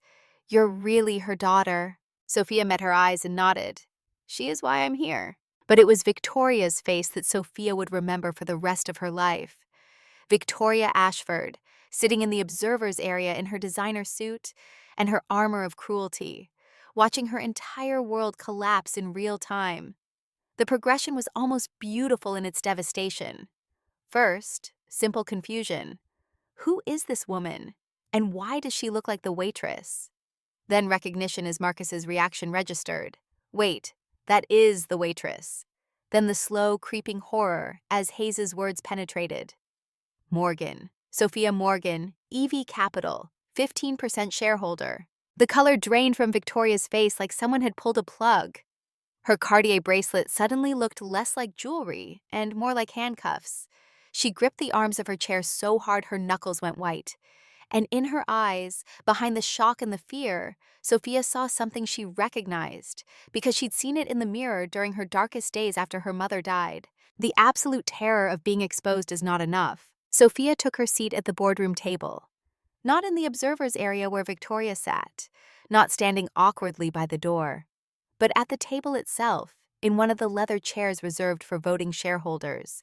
The physical act of sitting down was a claim of space, a declaration. I belong here. I have always belonged here. You just didn't see me. Hayes sat beside her, placing a leather folder in front of her. The rest of the board members were still processing. Still standing, still trying to understand how the world had changed so completely in the space of 30 seconds. Robert Thorne was the first to recover his composure. He walked around the table to Sophia, and there were actual tears on his cheeks now. Your mother and father, they were dear friends. I was there when you were born. I held you when you were 3 days old. Sophia stood to embrace him. The old man held her tight, and she could feel him shaking. I'm sorry I disappeared, Mr. Thorne. I needed to find myself. And did you? His voice was gentle. Yes. She pulled back to look at him. I found out who I am when nobody knows my name, and now I'm ready to honor what my parents built. Thorne nodded, understanding more than she'd said. Catherine would be so proud. He looked at the rest of the board. Gentlemen and lady, I suggest we all sit down. We have much to discuss. The board members returned to their seats slowly, still stealing glances at Sophia like they expected her to disappear. Jennifer Cole, the CFO, was studying her with cool calculation. Sarah Kim looked like she wanted to run over and hug her, but was restraining herself with visible effort. The other members, men in their 50s and 60s who had known her parents, wore expressions ranging from shock to curiosity to something that looked almost like relief. And Marcus. Marcus couldn't seem to look at her at all. He stared at the table in front of him, his jaw working like he was trying to find words and failing. But it was Thomas Brennan's reaction that made Sophia's heart ache. The 58-year-old board member had gone gray. Actually gray. The color had left his face so completely he looked like he might faint. His hands trembled on the table, and in his eyes Sophia saw knowledge, guilt, fear. He knows I know, he knows his betrayal is about to be exposed. In the observers area, Victoria was trying to become invisible. She'd sunk down in her chair, her usual confident posture collapsing. She kept looking between Sophia and Marcus like she was waiting for someone to tell her this was a joke, a mistake, anything but reality. Garrett Pierce was the only person in the room who didn't seem shaken. The corporate raider sat back in his chair with his fingers steepled, watching Sophia with the focus of a predator assessing new prey. So, he said, his voice cutting through the murmurs, the mysterious EV Capital finally reveals herself. And she's just a girl. The condescension in his voice was deliberate, a test, trying to establish dominance, trying to rattle her. Sophia met his eyes without flinching. I'm 29 years old, Mr. Pierce. Hardly a girl. And I've spent the last 6 months learning more about this company than you could discover in a year of hostile research. Pierce's smile sharpened. Is that so? And what exactly have you learned in your research? But Sophia wasn't ready to engage with him yet. She had other business first. She turned to address the full board, her voice clear and carrying. Thank you all for accommodating my late arrival. I know EV Capital has been silent for years. That was intentional. After my parents died, I wasn't ready to engage with their legacy. I was grieving, lost, and I made the choice to step away and find out who I was without the Morgan name opening doors and closing questions. She paused, letting them absorb it. Sarah Kim was nodding. Thorne's expression was understanding. Others looked skeptical but willing to listen. For the past 6 months, I've been conducting my own form of due diligence, not from boardrooms or financial statements, but from the ground up.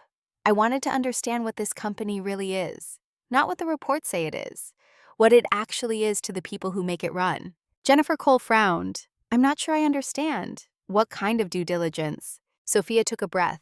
This was the moment, the revelation that would reframe everything that came after. I worked in the service industry, as a waitress, at Celestia Restaurant. The statement landed like a bomb. You what? Cole's voice pitched higher. I was a waitress for 6 months. Sophia's voice remained steady. I learned what employees really think when management isn't listening. I learned how people with power treat people without it. I learned what dignity looks like under pressure. Her eyes found Marcus. And I learned what leadership looks like when it fails. Marcus flinched like she'd struck him. His face was now the color of old paper. The rest of the board was staring between them, trying to understand the subtext. From the observer's area came a small, strangled sound. Victoria. The pieces were clicking into place for her, too. The waitress at Celestia, the wine incident, the public humiliation. Oh, God. Sophia continued, her voice taking on steel. 3 nights ago, I was serving table 7 at Celestia. Mr. Davenport was dining there with his girlfriend, Ms. Ashford. Every eye in the room turned to Victoria, who looked like she wanted the floor to swallow her whole. There was an incident. Sophia's tone was clinical now, fact-based. A bottle of wine was spilled. It ruined Ms. Ashford's blouse. An expensive blouse. $12,000 if I remember correctly. The board members were leaning forward now, sensing blood in the water but not sure whose. Ms. Ashford demanded I be fired, publicly, in front of the entire restaurant. But before that, she asked to see my hands. Sophia extended her hands now, palms up on the table. The same hands Victoria had inspected and found wanting. The scar on her right knuckle. The practical, unmanicured nails. The hands that worked. She found them unacceptable. Unappetizing, I believe was the word used. She told me that some people are destined for mediocrity, that I needed to know my place. The boardroom was deathly silent now. Sarah Kim's face had gone hard with anger. Thorne looked appalled. Even Jennifer Cole, not known for sentiment, appeared uncomfortable. And Mr. Davenport, Sophia's voice was quieter now but somehow more devastating, stood there and said nothing, apologized weakly, paid the bill, and left. Marcus had his head in his hands now. His shoulders were shaking. I share this not for sympathy, Sophia said, and not for revenge. I share it because it illustrates something vital about leadership. A leader's first responsibility is to protect, to stand up for what's right even when it's uncomfortable, even when it costs them something personally. She looked directly at Marcus now. You failed that test, Mr. Davenport. You let someone be humiliated because standing up would have been inconvenient. That failure tells me everything I need to know about how this company has been led. The words hung in the air like an indictment. Marcus couldn't even look up. He just sat there, broken, facing the consequences of his cowardice. But Sophia wasn't done. She turned her attention to the broader board. This company has stagnated. R&D spending is flat while marketing budgets balloon.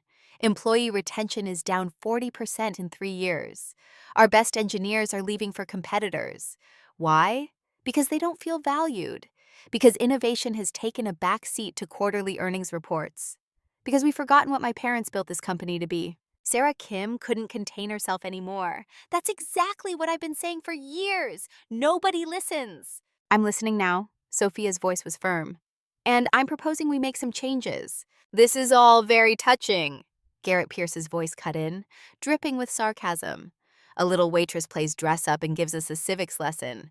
But we're here to discuss business, real business. And my offer still stands. 40% premium on current share price.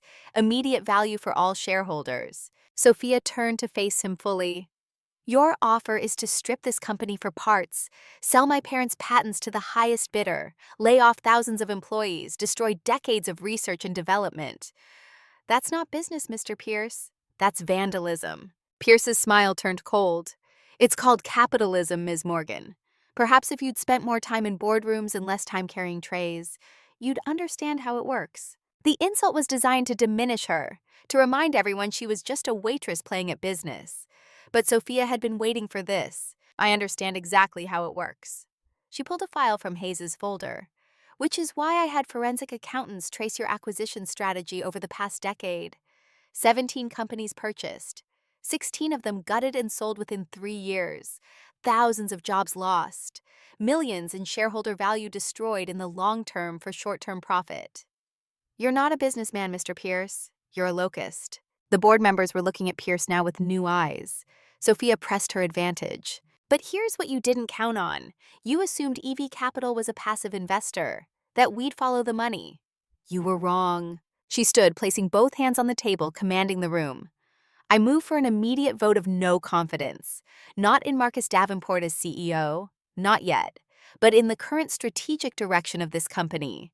I propose a 5-year plan centered on innovation over profit, 25% of all earnings reinvested into R&D, a women's leadership initiative, employee profit sharing, and a complete restructuring of our priorities.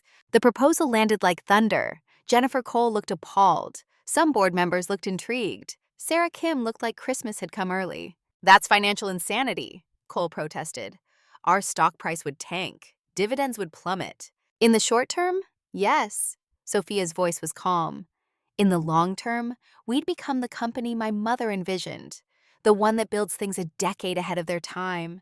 The one that owns the future instead of renting the present. Robert Thorne was nodding slowly. Your father used to say that exact thing. Build for 10 years out and you'll dominate today. Because it's true. Sophia looked around the table. Everyone here has made money from my parents' vision.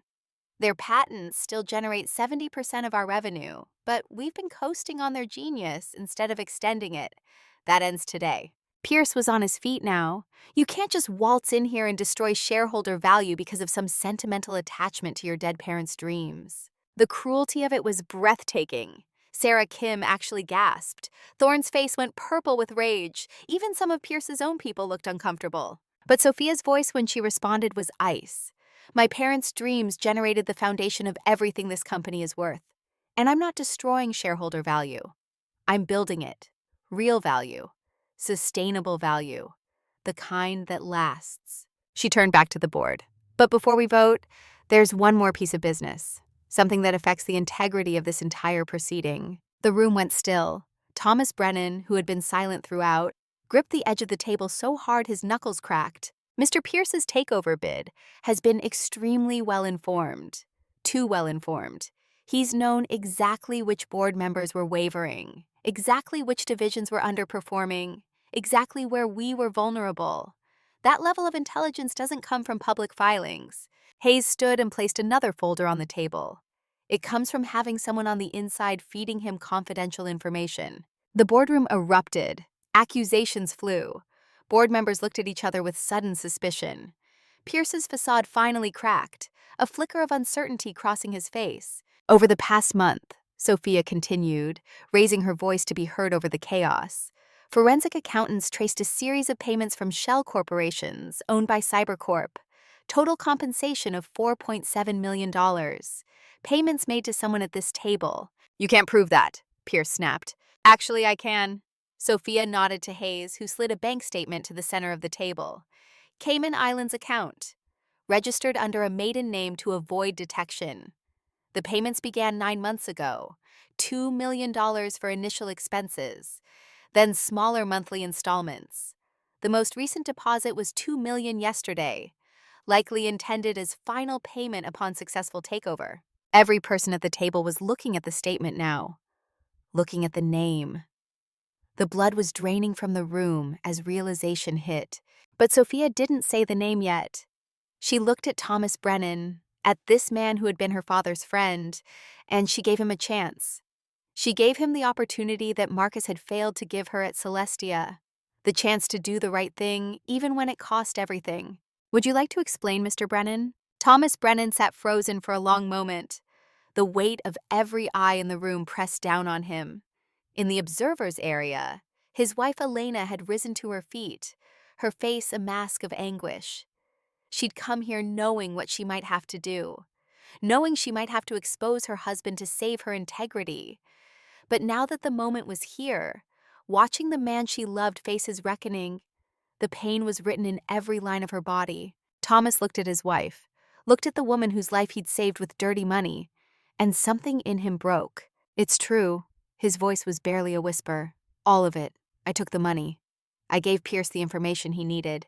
The chaos that followed was instantaneous. Shouts of betrayal, Thorne calling for security, Pierce's lawyers conferring frantically. But through it all, Sophia watched Thomas and Elena, watched the human cost of impossible choices. Thomas stood on shaking legs. His voice grew stronger, more certain, as confession became catharsis. "My wife, Elena, has stage 4 breast cancer, the same cancer that killed Catherine Morgan." The room quieted at the invocation of her mother's name. Sophia felt the words like a physical blow. The experimental treatment costs $800,000 for the initial regimen alone. Insurance wouldn't cover it. Thomas's voice cracked. "Pierce approached me 9 months ago. Said he'd pay for everything. Not just the treatment, but the maintenance therapy, the medications, 3 more years of care, everything Elena would need to survive. 4.7 million total, in exchange for information. Board votes, financial data, strategic plans." Elena was crying now, silent tears streaming down her face. "I told myself it wasn't really hurting anyone." Thomas looked at Sophia, his eyes pleading for understanding, if not forgiveness. That Pierce would probably win anyway. That saving Elena's life was worth any price. "I couldn't watch her die. I couldn't lose her like David lost Catherine. I was desperate."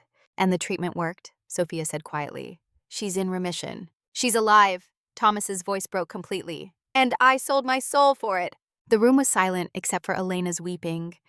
Every person there was imagining themselves in that impossible position. Your partner dying, a chance to save them. The price unthinkable, but the alternative unbearable. Sophia stood and walked slowly around the table to where Thomas sat. She looked down at this broken man who had betrayed her father's legacy out of love.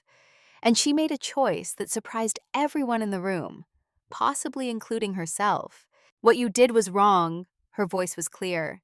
"You endangered this company and 12,000 jobs.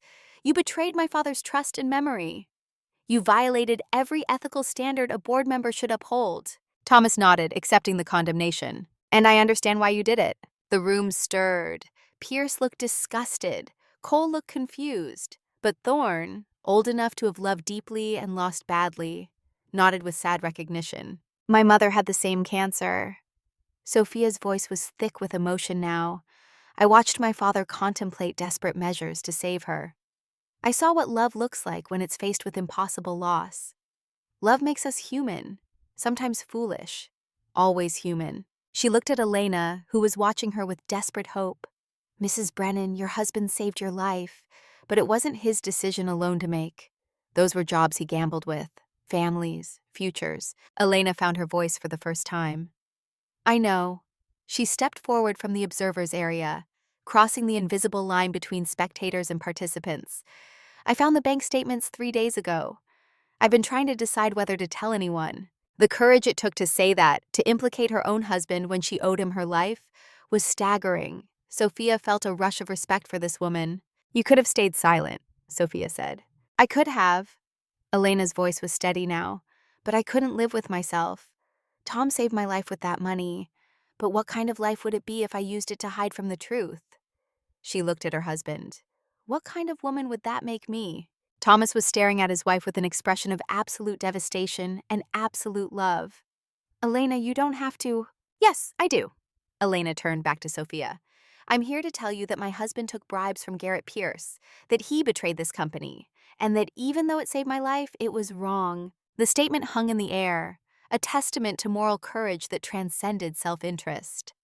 Sophia felt tears prick her own eyes. This was what integrity looked like. Not easy, not comfortable, but necessary. "Mr. Brennan," Sophia said formally, "you need to resign from this board. Effective immediately. Your vote is compromised and your position here is untenable." Thomas nodded. "I will submit my resignation today." But Sophia wasn't done. She looked at Elena again. "The experimental treatment, the maintenance therapy.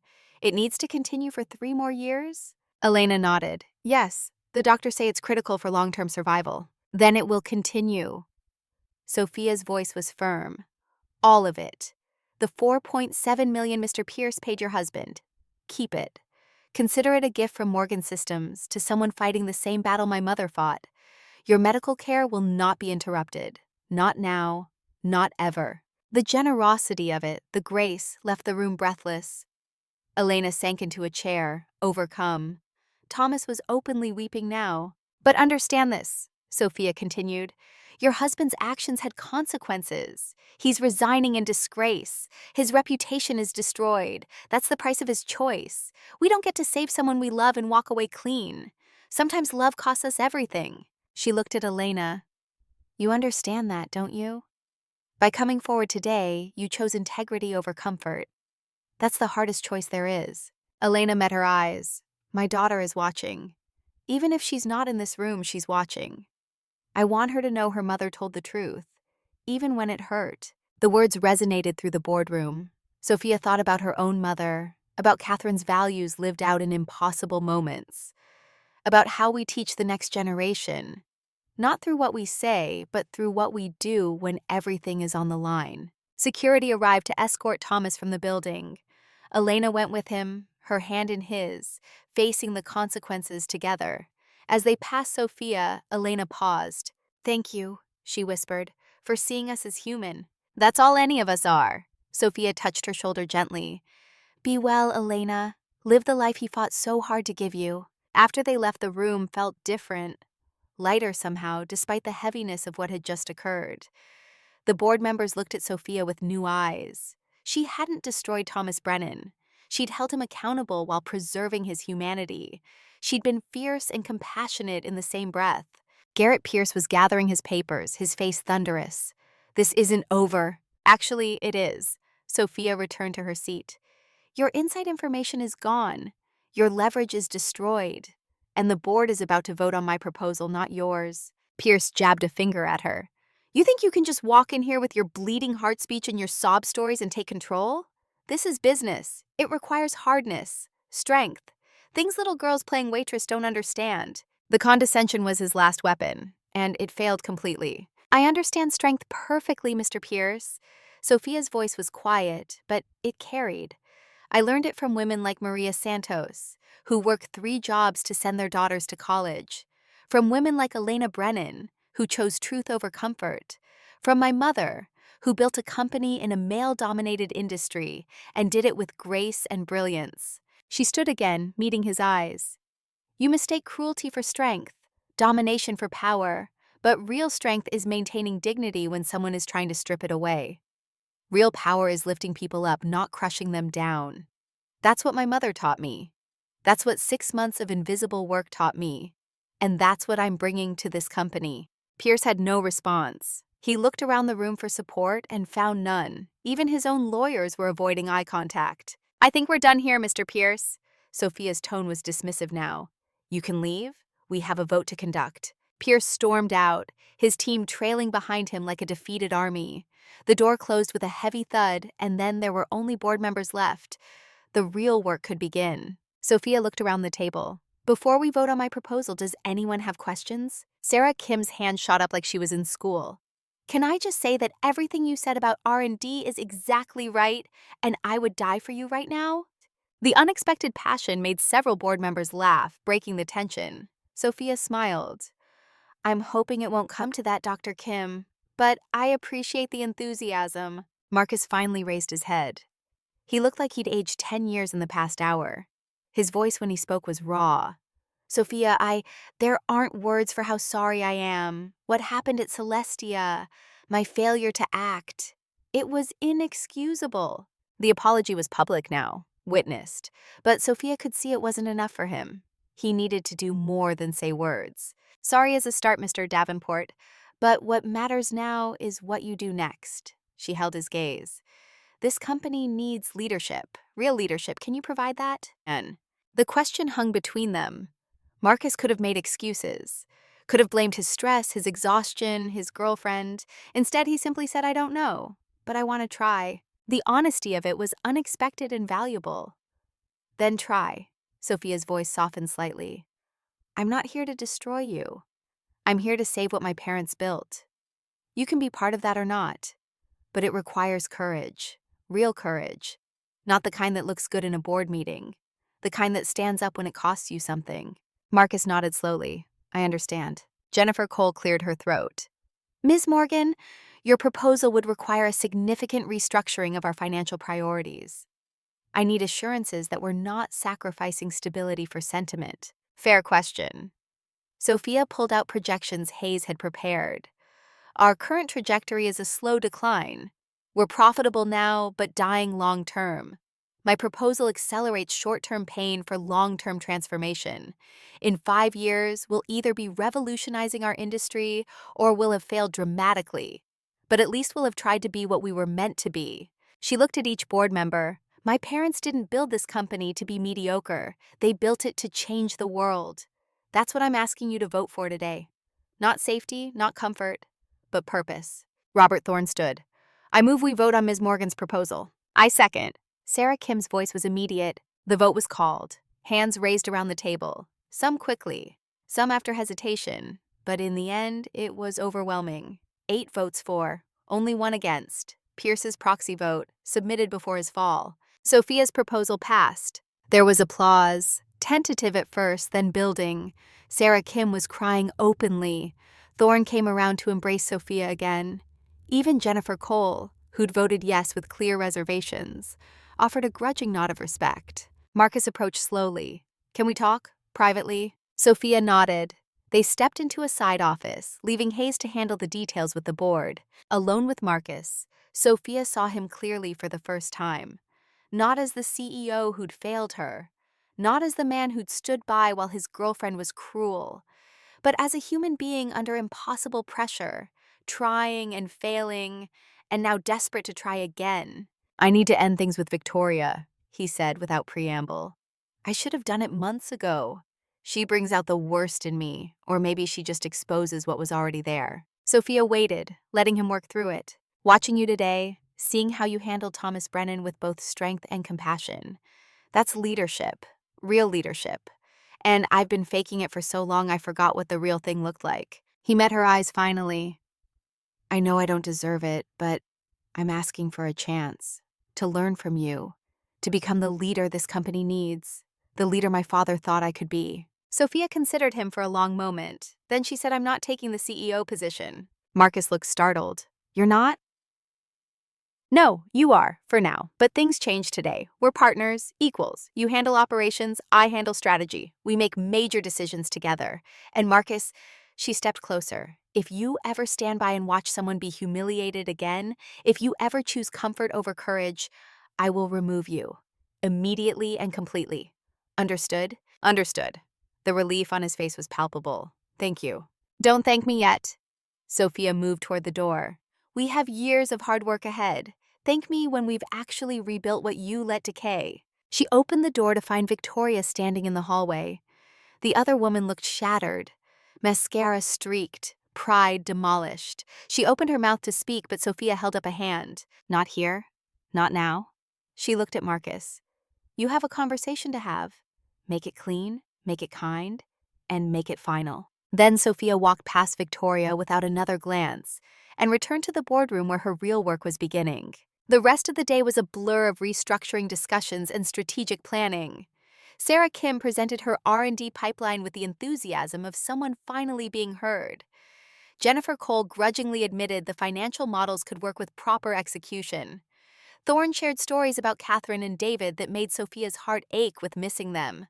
By the time the sun set over Manhattan, Davenport Technologies was a different company. Not in structure yet, not in practice, but in possibility, in purpose, in the understanding that they were going to try to be something more than profitable. They were going to try to be meaningful. Sophia left the building as evening turned to night. Her phone had 17 messages from Maria. Mija, are you okay? Did it go well? Call me when you can. She called from the cab. Maria answered on the first ring.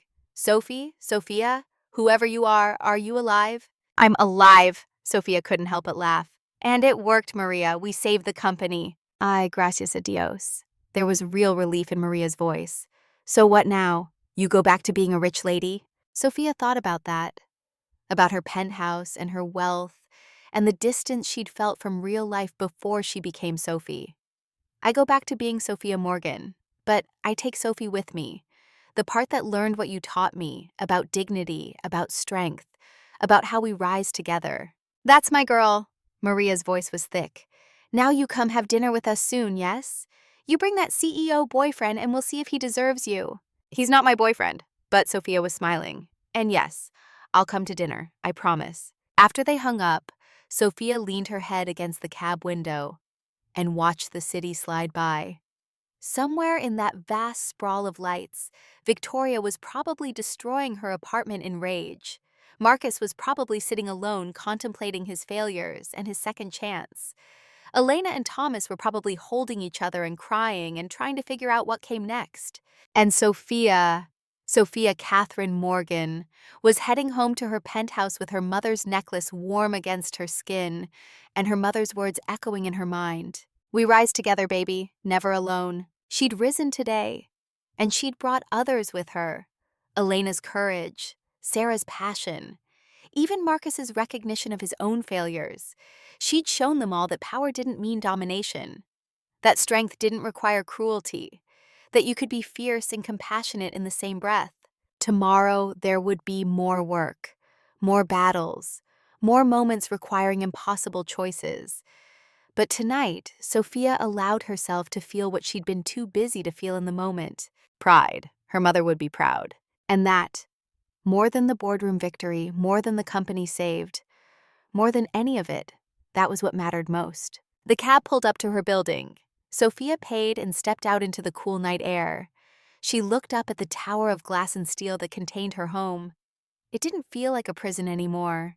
It felt like a base of operations, a place to rest and gather strength before the next battle. She rode the elevator up, her reflection in the polished doors showing a woman transformed, not by clothes or makeup, by purpose, by connection, by the understanding that she was her mother's daughter, and that legacy was something you earned every day through the choices you made. In her penthouse, she poured herself a glass of wine and stood at the windows looking out at Manhattan. 12,000 employees would go to work tomorrow at a company that had just committed to something bigger than profit, to innovation, to lifting people up, to her parents' vision. And somewhere out there, Maria was telling her daughter Isabella about the girl named Sophie, who turned out to be someone extraordinary. And Isabella would remember that moment, would carry it forward, would pass it on. That was the real legacy. Not money, not patents, not companies or buildings or stocks. The way we touch each other's lives, the courage we inspire, the grace we model, the truth we speak even when it costs us everything. That's what Catherine Morgan had left her daughter. That's what Sophia would spend the rest of her life honoring. She raised her glass to the city, to her mother's memory, to all the women who had taught her what strength really meant. We rise together, she whispered, never alone. And in the reflection of the window, she could almost see her mother smiling back. 3 days after the board meeting that changed everything, Sophia Morgan sat in her new office at Davenport Technologies and tried to wrap her mind around the sheer volume of work ahead. The corner office had belonged to the previous chief strategy officer, a man who'd retired 6 months ago and whose position had remained unfilled. Now it was hers, floor-to-ceiling windows overlooking Manhattan, her mother's photo on the desk, and stacks of files representing decades of accumulated problems that needed solving. Sarah Kim knocked and entered without waiting for permission, which Sophia appreciated. The formality that usually governed executive interactions felt suffocating after 6 months of casual camaraderie at Celestia. Sarah carried an enormous binder stuffed with tabs and sticky notes. Okay, so good news and bad news. Sarah dropped the binder on Sophia's desk with a thud. Good news is I've identified 17 R&D projects that were shelved due to budget cuts but are still viable. Game-changing viable. The kind of stuff your mom would have killed to work on. And the bad news? We lost 3 more senior engineers this morning. They'd already accepted positions at competitors. The resignations were submitted weeks ago, but HR just processed them. Sarah's face was grim. Word is spreading that we're changing direction, but it's happening too slowly. People don't believe it yet. Sophia absorbed this. 3 more brilliant minds walking out the door because the company had failed them for too long. Because promises of change were cheap and proof was expensive. Show me their exit interview notes. And get me a meeting with the entire R&D department. Today, if possible. Tomorrow, at the latest. Sarah's eyebrows rose. The whole department? That's 200 people. Then we'll need a big room. Sophia met her eyes. If we're going to transform this company, we start with the people who actually create value, not the executives, the engineers. Sarah's smile was brilliant. Your mom used to do the same thing. Quarterly meetings with the whole tech team made everyone feel seen. That's exactly what I want. Sophia felt the familiar ache of missing Catherine. To make people feel seen, to show them this isn't just talk. The days since the board meeting had been a controlled chaos of change. The vote had passed, but implementation was proving thorny. Jennifer Cole was dragging her feet on the budget reallocation, insisting on endless meetings to discuss risk mitigation. Several board members who'd voted yes were now second-guessing themselves as the reality of reduced dividends set in. And the company grapevine was working overtime, spreading rumors that ranged from accurate to wildly fantastical. The one about Sophia being an undercover waitress was actually true, which somehow made people more likely to believe the false rumors too, like the one that she'd inherited $5 billion instead of $500 million, or that she was secretly married to a European prince, or that she'd fired Marcus and was now sole CEO. That last one Marcus had addressed in a company-wide email that morning. His message had been short and surprisingly honest. There have been rumors about leadership changes. Let me be clear. Sophia Morgan and I are co-leading this company as equals. She handles strategy and vision. I handle operations and execution. We make major decisions together. This partnership is the future of Davenport Technologies. Please direct questions to HR rather than spreading speculation. The email had been his idea. Sophia had been surprised by the directness of it, by his willingness to publicly acknowledge her equal status when his ego could have demanded he maintain the appearance of singular authority. It was a small sign that maybe, just maybe, Marcus Davenport was capable of the growth the situation required. She hadn't seen much of him since the board meeting. He was handling something personal, he'd said, something that needed to be resolved before they could move forward effectively. Sophia knew what that meant. Victoria. She wondered how that conversation had gone, whether Victoria had raged or cried or tried to manipulate him into staying, whether Marcus had held firm or wavered, whether the breakup had been clean or messy or somewhere in between. Part of her, the part that had been humiliated at Celestia, hoped it had been painful for Victoria, hoped the other woman was suffering, but the larger part, the part that had been shaped by Maria's wisdom and her mother's grace, mostly hoped Victoria would be okay. Eventually. After she did the hard work of figuring out why she'd needed to be cruel. Sophia's phone buzzed. Richard Hayes, the attorneys are here for the governance restructuring meeting, conference room B. The next 3 hours were spent with lawyers drafting the formal agreements that would govern her co-leadership arrangement with Marcus. Voting rights, decision-making protocols, conflict resolution procedures, the tedious but necessary work of turning a handshake agreement into legal reality. When the lawyers finally left, Sophia felt drained. She returned to her office to find a handwritten note slipped under her door. The handwriting was feminine, slightly shaky, the paper expensive. She picked it up. Ms. Morgan, I wonder if we could speak privately. I'll be at the coffee shop on the corner at 4 p.m. today. I understand if you don't come. Victoria. Sophia stared at the note for a long moment. The audacity of it was almost breathtaking. 3 days ago, Victoria had been sitting in that boardroom watching her world collapse. And now she wanted coffee? Wanted to talk? Every instinct screamed this was a trap or a manipulation, or at minimum a waste of time. Victoria Ashford didn't deserve her attention, didn't deserve her consideration, didn't deserve anything but the consequences of her own cruelty.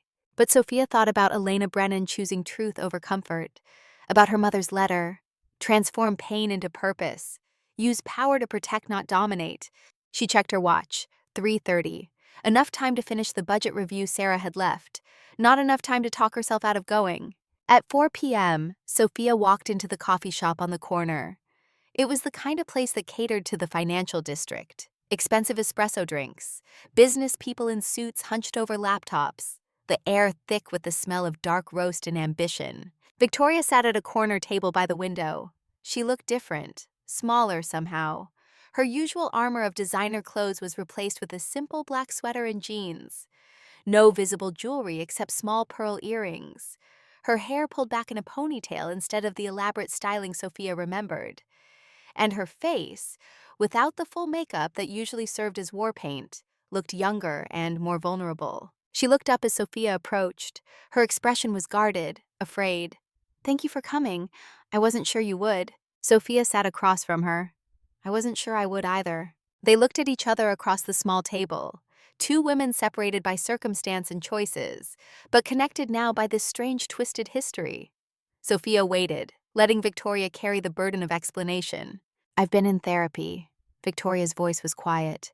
"Since the day after the board meeting. Emergency session. My therapist thinks I have what she calls defensive attachment patterns. Apparently that's code for I'm terrified of abandonment, so I hurt people before they can hurt me." Sophia said nothing, just listened. "She wants me to make amends to the people I've harmed." Victoria looked down at her coffee cup.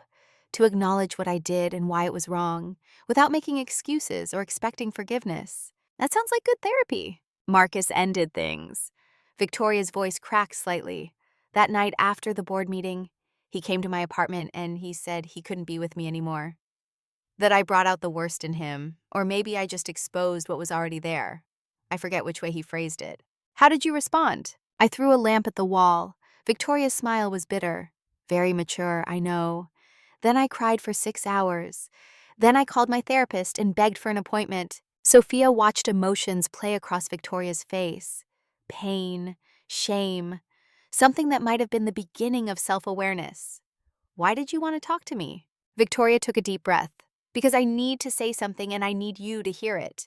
Not because it will make you forgive me, but because you deserve to hear it and I deserve to have to say it out loud." She met Sophia's eyes directly for the first time. "What I did to you at Celestia was cruel. Deliberately, viciously cruel. I humiliated you in public because I was insecure and petty and terrified. And I'm sorry." The apology hung between them. Sophia studied Victoria's face, looking for manipulation or performance, but all she saw was exhaustion and genuine remorse. "Why were you terrified?" Sophia asked. Victoria laughed, a harsh sound with no humor. "Where do I start?" She looked out the window at the Manhattan street. "I grew up poor, like really poor. Food stamps, eviction notices, utilities shut off poor. My father was abusive. My mother left when I was 12. I raised my little sister on my own from age 14.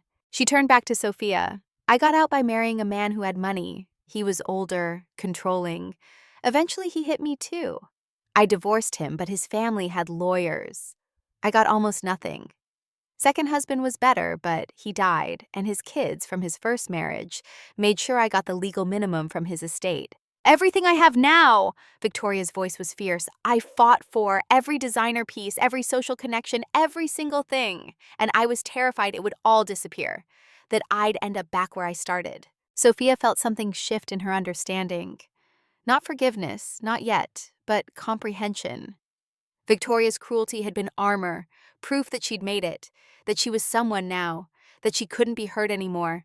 "When you looked at me," Sophia said slowly, working it through, "you saw someone who had power without fighting for it." Victoria nodded. "You were a waitress, but you had this dignity, this quiet strength. Marcus looked at you with respect and I couldn't understand it. You had nothing and he still saw you as valuable." She laughed bitterly. "I have everything and I still felt worthless. So you tried to destroy that dignity, to prove you were better." "I'm not making excuses." Victoria's voice was firm. "What I did was wrong, deeply wrong. You didn't deserve it. Nobody deserves to be treated that way. I'm telling you the context because you asked, not because it justifies anything." Sophia appreciated the distinction. She thought about her own privilege, growing up with parents who loved her, never wondering where the next meal came from, never being hit, never having to claw her way out of anything. She'd faced loss and grief, but never the kind of existential threat Victoria had lived with daily. "What you did was cruel," Sophia said carefully. "And the context helps me understand, but it doesn't erase the harm." "I know." Victoria's hands were wrapped around her coffee cup like she needed something to hold on to. I'm not asking for forgiveness. I needed you to know I see it now. I see what I did, and I'm horrified by it. They sat in silence for a moment, the coffee shop noise filling the space between them. Sophia felt her mother's presence, almost tangible. Catherine's voice in her memory. We rise together, baby. Even the people who hurt us, especially them. I'm starting a foundation, Sophia heard herself say, for women escaping domestic violence, helping them rebuild their lives with job training, housing assistance, therapy, the things that give people real options instead of having to choose between poverty and abuse. Victoria looked up sharply, eyes wide. I'd like you to volunteer, Sophia continued. Not as punishment, but because you understand their fear. You've lived it, and you're learning to overcome it. That's powerful. That could help people. The offer clearly shocked Victoria. Why would you want me involved? Because second chances aren't gifts, Sophia said. They're opportunities, and what we do with them defines who we become. My mother believed in redemption, real redemption, the kind that requires work and change and accountability. I don't deserve your kindness. None of us do. Sophia felt the truth of it deeply. We receive it anyway, then we pass it on. That's how grace works. Victoria was crying now, silent tears tracking down her face. She wiped them away quickly, but more came. I'll do it. Whatever you need, I'll show up and I'll work and I'll try to be better. Good. Sophia stood to leave. The foundation launches in 6 months. We'll be in touch. She was halfway to the door when Victoria's voice stopped her. Sophia? Can I ask you something? Sophia turned back. How did you do it? Victoria's voice was raw. How did you maintain your dignity when I was trying so hard to destroy it? Sophia thought about Maria holding her while she cried, about James's sardonic wisdom, about her mother's letter, and the question it posed. Who are you without the money? I remembered I was more than what you said I was, and I had people who loved me, people who saw my value even when I was invisible to the world. She met Victoria's eyes. Find those people, Victoria, the ones who see you, not your clothes or your connections or your performance, you, and hold on to them. She left the coffee shop and walked back toward Davenport Technologies. The November air was cold and getting colder as evening approached. She thought about Victoria sitting alone in that coffee shop processing everything. Thought about the courage it took to face your own worst self and try to change. Her phone rang. Marcus, can you come to the R&D department? Something's happening you need to see. Sophia hurried to the 15th floor where R&D occupied an entire wing of the building. She could hear noise before she even got off the elevator. Voices, laughter, music. When she turned the corner, she stopped in astonishment. The entire R&D department had gathered in the main lab space. Someone had brought speakers and was playing music. Sarah Kim stood on a desk addressing the crowd like a general rallying troops, and Marcus stood to the side watching with an expression of wonder. He saw Sophia and crossed to her. I told them about the budget increase, about the projects being greenlit. Sarah took over from there. Sarah's voice rang out over the crowd. For years, we've been told to do more with less, to compromise, to cut corners, to settle. Well, that ends today. Today we build things that matter. Today we change the world. Today we remember why we became engineers in the first place. The crowd erupted in cheers. Sophia felt tears prick her eyes. This was what transformation looked like. Not spreadsheets and board votes. People. Hope. Purpose rediscovered. An older engineer, a man in his 60s with gray hair and kind eyes, approached Sophia. Ms. Morgan, I'm David Park. I worked with your mother for 15 years. She was the best engineer I ever knew. Sophia shook his hand. Thank you for saying that. I almost left last month. He looked around at his colleagues. The job had become soul-crushing. Just maintaining old systems, no innovation, no vision. But Sarah said you were coming, that things would change. He smiled. I decided to give it one more chance. I'm glad you did. Sophia meant it. We need people like you. People who remember what we're supposed to be. David nodded towards Sarah. That young woman is brilliant. Your mother would have loved her. But she's been fighting the system for years. Now finally, someone's listening. Someone should have listened years ago, Sophia said. That's on us, on leadership. We failed you. The honesty seemed to surprise him. Most executives wouldn't admit that. Most executives haven't spent 6 months as a waitress, learning what happens when people feel invisible. David laughed. I heard about that. The entire company has heard about that. You're either crazy or brilliant. Maybe both. Sophia smiled, but I learned what I needed to learn. As the celebration continued, Marcus pulled Sophia aside. I ended things with Victoria 3 days ago. I thought you should know. I know. I had coffee with her this afternoon. Marcus's surprise was evident. She reached out to you? She apologized. Sophia watched his face carefully. It was genuine, I think. She's in therapy, trying to understand why she did what she did. How did you respond? I offered her a chance to volunteer with my foundation for domestic violence survivors. Sophia saw Marcus processing this. She has context I didn't know about. Doesn't excuse anything, but it helps explain it. That's very generous. It's what my mother would do. Sophia looked directly at him. Grace doesn't mean no consequences. It means consequences without dehumanization. Victoria has to live with what she did, but she doesn't have to be defined by it forever if she's willing to change. Marcus was quiet for a long moment. You're teaching me what leadership actually looks like. Every day, I watch you choose compassion without sacrificing accountability, and I realize how far I have to go.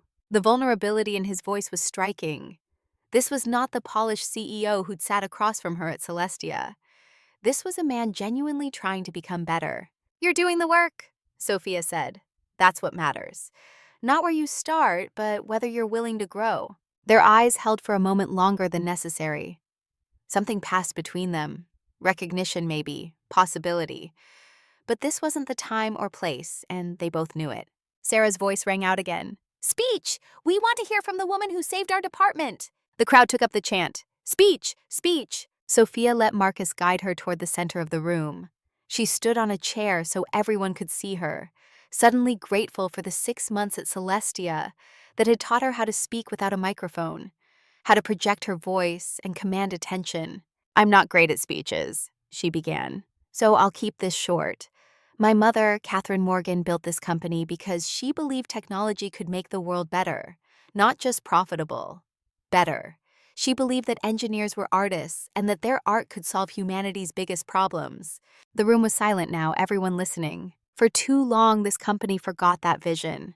Got distracted by quarterly earnings and stock prices and all the things that are important, but not most important. And you suffered for it. Your projects were cut, your ideas dismissed, your passion slowly extinguished. She looked around at the faces watching her. Young engineers just starting their careers. Veterans like David Park who'd weathered decades. Women who'd fought to be heard in a male-dominated field. All of them hoping she meant what she said. That ends today. Today we remember who we're supposed to be. We build things a decade ahead of their time. We solve problems everyone else says are impossible. We create the future instead of maintaining the past. The crowd stirred, energy building. But here's the thing. Sophia's voice grew stronger.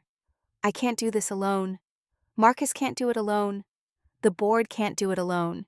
This transformation requires all of us, every single person in this room. Your ideas, your passion, your willingness to try and fail and try again. She paused, making eye contact with as many people as she could. My mother used to say the most powerful innovations come from the most unexpected places. From the engineer everyone underestimates. From the woman told she doesn't belong. From the person working a night shift who sees a problem differently than everyone else. So here's my promise to you. Sophia felt the weight of what she was committing to. We will listen. Really listen.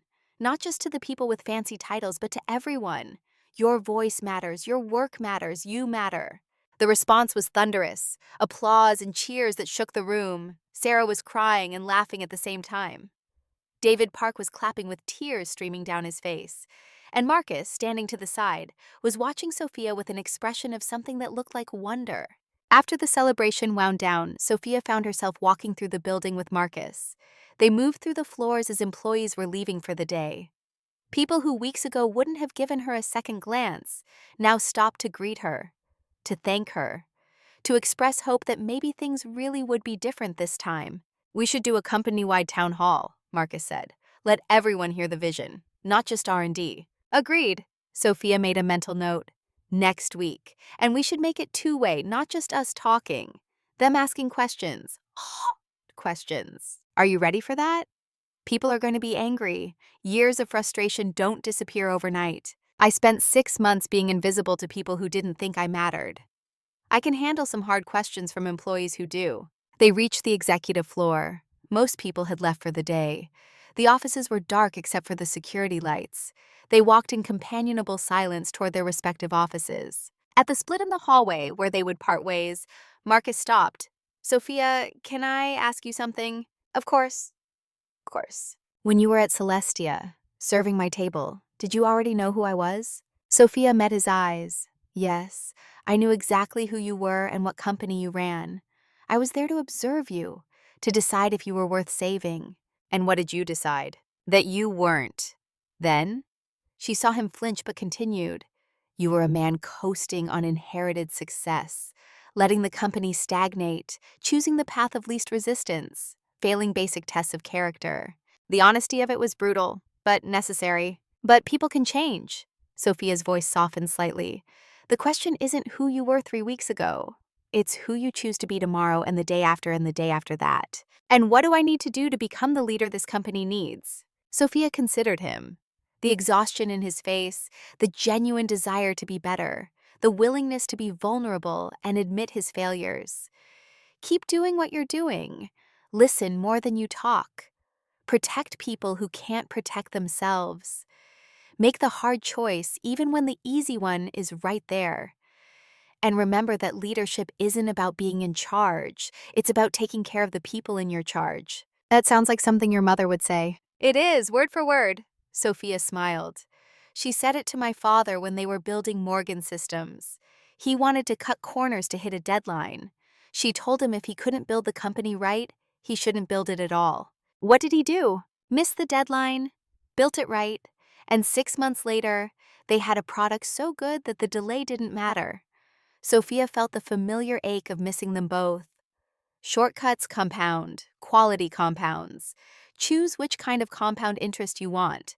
Marcus nodded slowly. "Thank you. For the second chance. For the partnership. For seeing potential in me when I'd stopped seeing it in myself."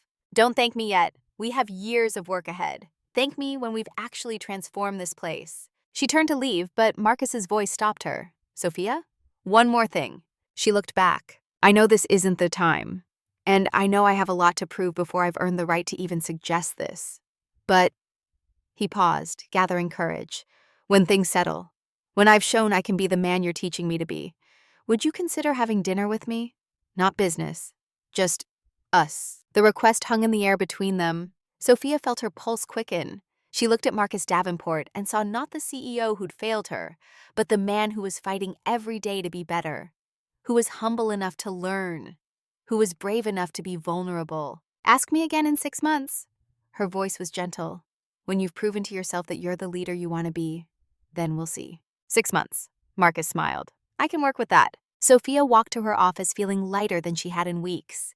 The work ahead was enormous, the challenges real, the resistance to change would be fierce. But tonight, she'd seen hope. In the R&D department's celebration, in Victoria's genuine attempt at growth, in Marcus's willingness to become someone new. Her phone buzzed. Maria. "Mija, how is everything? You've been so busy I haven't heard from you." Sophia smiled and called her. The phone rang twice before Maria's warm voice answered.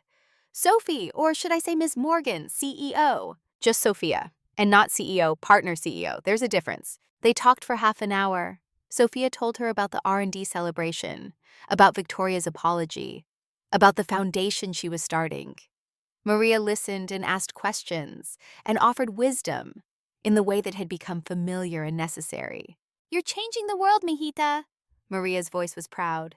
"One person at a time.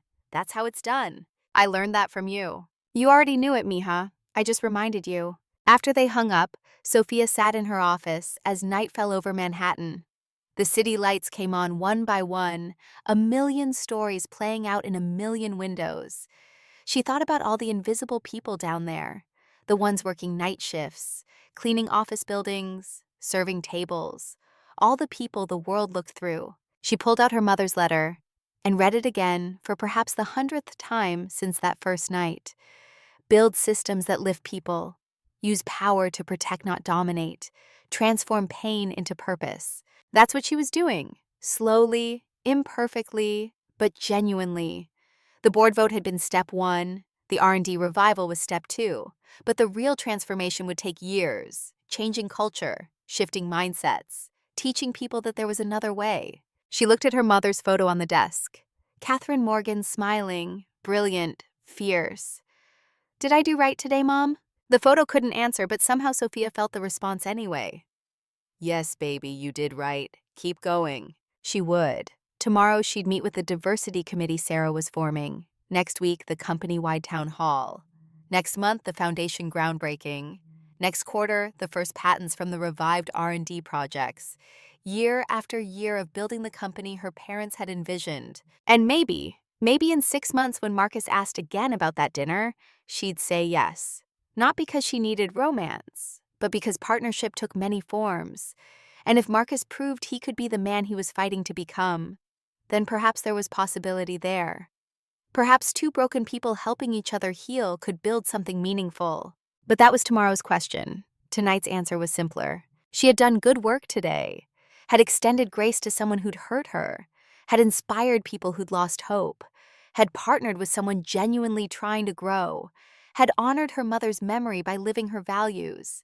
That was enough. That was everything. Sophia Morgan turned off her office light and headed home. Tomorrow would bring new challenges, new opportunities, new chances to choose compassion over cruelty, growth over stagnation, grace over revenge. She was ready. She was her mother's daughter, and the transformation had only just begun. 6 months had a way of revealing truth. 6 months separated transformation from performance, genuine change from temporary effort, real growth from convenient promises. 6 months was enough time to see if words became actions, if visions became reality, if people truly could become the better versions of themselves they claimed they wanted to be. Sophia Morgan stood in the ballroom of the Plaza Hotel, watching the crowd gather for the Morgan Foundation's inaugural gala, and thought about all the ways 6 months had changed everything. The foundation itself was the most visible change. What had started as an idea born from pain and purpose was now a reality. The Morgan Foundation for Women's Empowerment, 3 programs already operational, job training for women escaping domestic violence, housing assistance for those rebuilding their lives, therapy and counseling for trauma survivors, 50 women enrolled in the first cohort, 50 lives being transformed. But it was the woman standing near the entrance greeting arrivals who represented the most unexpected transformation. Victoria Ashford, wearing a simple navy dress and genuine smile, welcoming guests with a warmth that would have been unrecognizable 6 months ago. She'd been volunteering with the foundation for 4 months now, started slowly, tentatively, half expecting to be rejected or humiliated. But the work had changed her in ways Sophia was still trying to understand. Last week, Victoria had led a job interview workshop for 5 women, preparing to re-enter the workforce after years away. Sophia had observed from the back of the room, watching Victoria teach resume writing and interview techniques with patience and genuine investment. One participant, a woman named Carmen, who'd spent a decade in an abusive marriage, had broken down crying halfway through. "I don't know if I can do this," Carmen had whispered. "I don't know if I'm strong enough." Victoria had knelt beside her chair. Sophia watched as Victoria took Carmen's hands, the same hands Victoria had once inspected and found wanting, and spoke with conviction born from experience. "You are strong enough. I know because 6 months ago I thought I wasn't either. I thought I needed to be cruel to survive, to control everything and everyone. And a very wise woman showed me there was another way." Carmen had looked up. What way? Grace. Victoria's voice had been steady. Receiving it when you don't deserve it, then passing it on to others. That's how we heal, that's how we rise. The moment had taken Sophia's breath away. This was not the woman who'd humiliated a waitress over spilled wine. This was someone genuinely trying to become better. The work was ongoing, the therapy continued, the old patterns still surfaced sometimes, but the direction was clear. Victoria was climbing toward the light. Sophia's phone buzzed. A text from Marcus. "Running 5 minutes late. Board meeting went long. Can't wait to see you." She smiled. Marcus Davenport had spent the last 6 months proving every single day that he meant what he'd said, that he was willing to do the work of becoming the leader the company needed. The changes were visible to everyone. He'd implemented open office hours twice a week, where any employee could schedule 15 minutes to talk to him directly. No gatekeepers, no hierarchy, just conversations. In the first month alone, he'd learned about 3 major process inefficiencies that middle management had been ignoring, 2 harassment situations that HR had buried, and dozens of innovation ideas that had never made it past immediate supervisors. He'd started having lunch in the company cafeteria instead of the executive dining room, sitting with different departments, listening to janitors and junior engineers and administrative assistants, learning their names, their stories, their ideas. The executives who'd once vied for his lunch company now found themselves eating with the people who actually made the company run. And he'd made the hard decisions that proved leadership meant more than popularity. When a senior VP was found to have been sexually harassing female employees for years, Marcus had fired him immediately and publicly. When a lucrative contract would have required laying off 200 workers, Marcus had walked away from the deal. When quarterly earnings dipped due to the R&D reinvestment, Marcus had stood firm at the shareholders' meeting and explained why long-term vision mattered more than short-term profit. The company was transforming, not perfectly, not without resistance, but genuinely. Employee retention had stabilized. Engineering talent was returning. 3 major patents had been filed in the last quarter alone. And the company culture, that intangible thing that determined whether people dreaded Monday mornings or looked forward to them, was shifting toward something healthier. Sarah Kim had been promoted to Chief Innovation Officer, a newly created position that put her in charge of all R&D and gave her a seat at the executive table.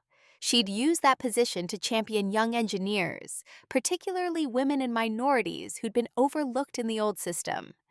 Her first major initiative was a mentorship program pairing senior engineers with promising juniors.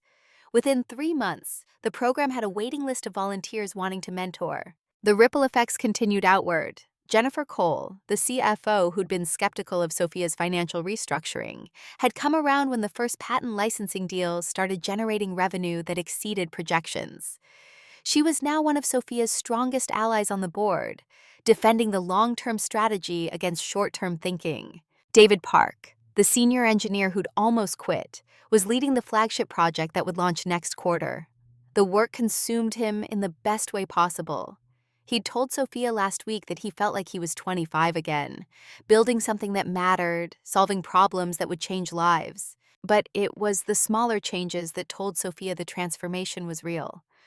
The way people smiled more in the hallways, the way meetings started with genuine questions instead of political positioning, the way junior employees spoke up in presentations instead of staying silent, the way people stayed late not because they were forced to, but because they were excited about what they were building.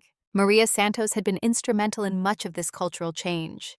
Sophia had hired her as Chief Culture Officer 3 months ago over the objections of several board members who thought the position was frivolous and the candidate unqualified.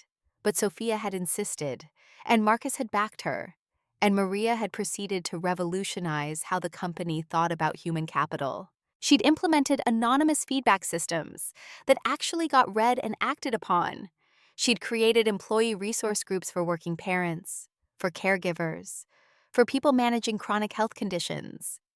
She'd redesigned the performance review process to focus on growth and development instead of rankings and comparisons. And she'd done it all with the same warm pragmatism she'd brought to managing the Celestia waitstaff. People trusted Maria because she'd been where they were, knew what it felt like to be overlooked and underestimated. And she used that experience not to gatekeep but to open doors wider. Her daughter Isabella had joined Davenport Technologies as a summer engineering intern and had blown everyone away with her talent. Maria beamed with pride every time Isabella's name came up. My baby. Working at the company, her mentor transformed. She'd squeeze Sophia's hand. You gave us both a future. The ballroom was filling now. Sophia recognized faces from the company. Sarah Kim arrived with her partner. David Park came with his wife. Richard Hayes, looking distinguished in his tuxedo, worked the room with the ease of someone who'd attended 1,000 such events. Board members, employees, community leaders, and scattered among them, the women the foundation served, the survivors, the fighters, the ones rebuilding their lives one difficult day at a time. Sophia wore her mother's Van Cleef necklace. Always. It had become her talisman, her reminder of who she was and who she was meant to be. The weight of it against her collarbone grounded her. Mom, I hope you're proud. I hope I'm doing this right. A hand touched her elbow. She turned to find Marcus standing there in a perfectly tailored tuxedo, looking at her with an expression that made her pulse quicken. You look beautiful. You clean up pretty well yourself. She smiled. How was the board meeting? Productive. We approved the next phase of Sarah's innovation initiative and voted to extend the profit-sharing program to all employees, not just executives. His smile was genuine. Thorne said your mother would have loved it. She would have. Sophia felt the familiar ache of missing Catherine. She would have loved all of this. They stood together watching the crowd. 6 months ago, they'd been awkward partners, navigating complicated history and uncertain futures. Now they moved in sync, a team that had learned each other's rhythms. The romantic element had been deliberately set aside, while Marcus did the work of becoming someone worthy of it. But the chemistry was there, patient and growing, waiting for the right moment. Is tonight the night? Marcus asked quietly. The dinner I asked you about 6 months ago? Sophia looked at him, really looked, saw the man who'd humiliated himself by acknowledging his failures publicly, who'd worked 12-hour days to rebuild what he'd let decay, who'd chosen difficult right over easy wrong 100 times in the past 6 months, who'd become the leader he'd claimed he wanted to be. Ask me again. Her voice was soft. The right way. Marcus took her hand. Sophia, Catherine Morgan, would you have dinner with me tomorrow night? Not as business partners, not as colleagues, just as two people who'd like to know each other better, who might maybe see where this thing between us could go. She felt tears prick her eyes. Yes, I would like that very much. His smile could have lit the entire ballroom. Tomorrow night, then. I'll pick you up at 7. The moment was interrupted by the arrival of a woman Sophia had been waiting for. Elena Brennan, looking healthy and vibrant, her wig replaced with her own hair growing back in soft curls. Thomas followed behind her, older and humbler, but devoted as ever. Sophia, Elena embraced her warmly. Thank you for inviting us, for everything. How are you feeling? 6 months cancer-free? Elena's smile was radiant. The doctors are cautiously optimistic, and Thomas started his new job with the nonprofit consulting firm. She squeezed her husband's hand. We're rebuilding, together. Thomas met Sophia's eyes. I will spend the rest of my life trying to deserve the grace you showed me. Both of you. He looked at Elena. The chance to do better. Just do better. Sophia's voice was gentle. That's all any of us can do. Make better choices tomorrow than we made yesterday. They moved into the crowd and Sophia felt the rightness of it. Thomas's betrayal had ended his corporate career, but not his ability to contribute. He was using his business expertise to help nonprofits now, creating value without the temptation to compromise. Elena's survival had been purchased at a terrible price, but they were both determined that the life she'd been given wouldn't be wasted. Sophia's thoughts drifted briefly to Garrett Pierce. The corporate raider had moved on after his defeat, licking his wounds and searching for easier prey. She'd seen his name in the Wall Street Journal last month, circling a manufacturing company in the Midwest. Some predators never change their nature. They just found new hunting grounds. But Davenport Technologies was no longer vulnerable to him. The company had found its purpose again, and purpose was the best defense against those who saw value only in destruction. The gala proceeded with speeches and testimonials. One foundation participant, a woman named Diane, who'd escaped an abusive marriage with 2 young children, spoke about the job training program that had helped her become a medical billing specialist. She'd been hired by a major hospital and was now supporting her family independently for the first time in 15 years. I was told I was worthless for so long I believed it. Diane's voice shook but held. This foundation taught me I was more than what I'd been told, that I could build a life, that I deserve safety and respect and opportunity. She looked directly at Sophia. Thank you for seeing us, for believing we were worth the investment. The applause was thunderous. Sophia saw Victoria in the crowd crying openly, her transformation written in every tear. Maria approached the podium next. She wasn't on the program, but Sophia had asked her to say a few words. Maria stepped up to the microphone and, for a moment, just looked out at the crowd, gathering her thoughts. My name is Maria Santos. 6 months ago, I was a waitress at a fancy restaurant. I'd been serving tables for 20 years, working hard, raising my daughter, trying to make ends meet. And then one night, a young woman started working at my restaurant. She called herself Sophie. The crowd was silent, everyone leaning forward. Sophie was different. She listened like what I said mattered. She treated everyone with respect. She saw me, really saw me, not as furniture, not as invisible, as a person with value. Maria's voice grew stronger. Later, I learned Sophie was Sophia Morgan, heiress, businesswoman, someone who could have looked down on me. But she never did. Not once. Sophia felt tears streaming down her face. She gave me courage to ask for a raise I deserved. She helped my daughter get to college. And when she could have fired me or forgotten me, she gave me a job changing the culture of her company. Maria looked directly at Sophia now. She taught me that we rise together, that lifting one person lifts everyone, that grace is not weakness, but the strongest power there is. The standing ovation lasted 3 minutes. Maria came down from the podium, and Sophia met her halfway, embracing her fiercely. Thank you, she whispered, for everything you taught me. I taught you nothing, mija. I just loved you when you needed it. Maria pulled back, cupping Sophia's face in her hands. Your mother would be so proud, not because you're rich or powerful, because you're kind, because you remember where you came from, because you use what you have to lift others up. Angela appeared at Maria's elbow. The young woman who'd been a busser at Celestia was now a sophomore at Cornell, majoring in engineering, interning at Davenport Technologies, and thriving. Ms. Morgan, I just wanted to say thank you for the scholarship, for believing in me, for showing me what's possible. Sophia hugged her. You did this, Angela. Your hard work, your brilliance, your determination. I just removed some barriers. You removed all the barriers. Angela's eyes were serious. And now I'm going to do the same for someone else someday. That's how it works, right? We receive grace and we pass it on. That's exactly how it works. Sophia felt the truth of it deeply. That's how we change the world, one person at a time. The gala wound down eventually. Guests departed with promises to support the foundation and spread the word. Sophia found herself standing on the plaza's terrace looking out at Central Park. The spring evening cool but pleasant. Marcus joined her, 2 glasses of champagne in hand. To transformation, he handed her a glass. To the people who had the courage to change, she clinked her glass against his. Including you. Including me. Marcus took a sip. 6 months ago, I was going through the motions, pretending to lead, choosing comfort over courage. You shook me out of that, made me want to be better. I didn't make you do anything, you chose it. That's what matters. They stood in comfortable silence for a moment. Then Marcus spoke again, his voice quieter. I broke up with Victoria because I had to.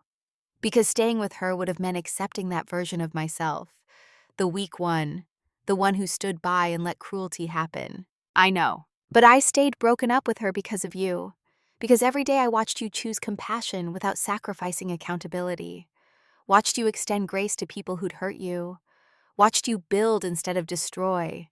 And I wanted to be someone worthy of standing beside you. Sophia turned to face him fully. You are worthy, not because you're perfect, because you're trying, because you're growing, because you've proven that who you were doesn't have to define who you become. Tomorrow night, Marcus said, I'm taking you to a little restaurant in Brooklyn. Family-owned, incredible food, no pretense, no performance, just good conversation and better company. Sounds perfect. And Sophia? His eyes held hers. I'm not asking for forever. I'm just asking for a chance to see if this thing between us is real. To explore whether 2 broken people trying to heal might build something beautiful together. I'd like that. She meant it. I'd like that very much. They stayed on the terrace a while longer, talking about the foundation and the company and the work still ahead. When they finally left, Marcus walked Sophia to her car. He kissed her cheek gently, a promise of more to come, and watched her drive away.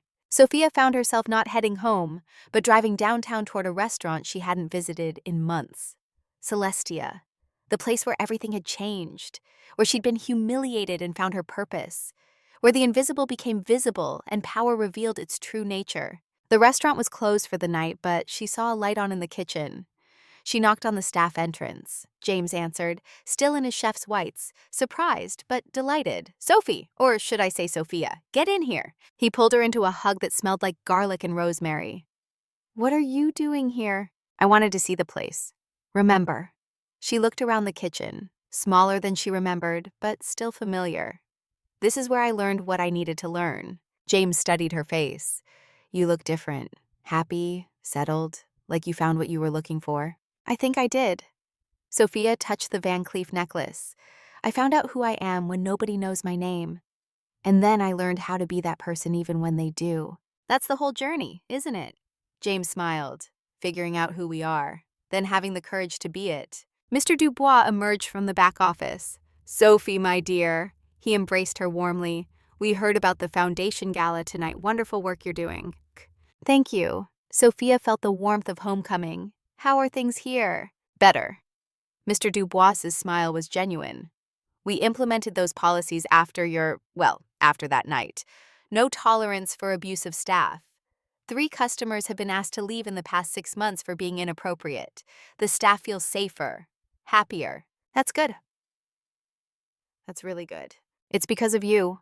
Mr. Dubois's voice was serious. "What you went through, how you handled it.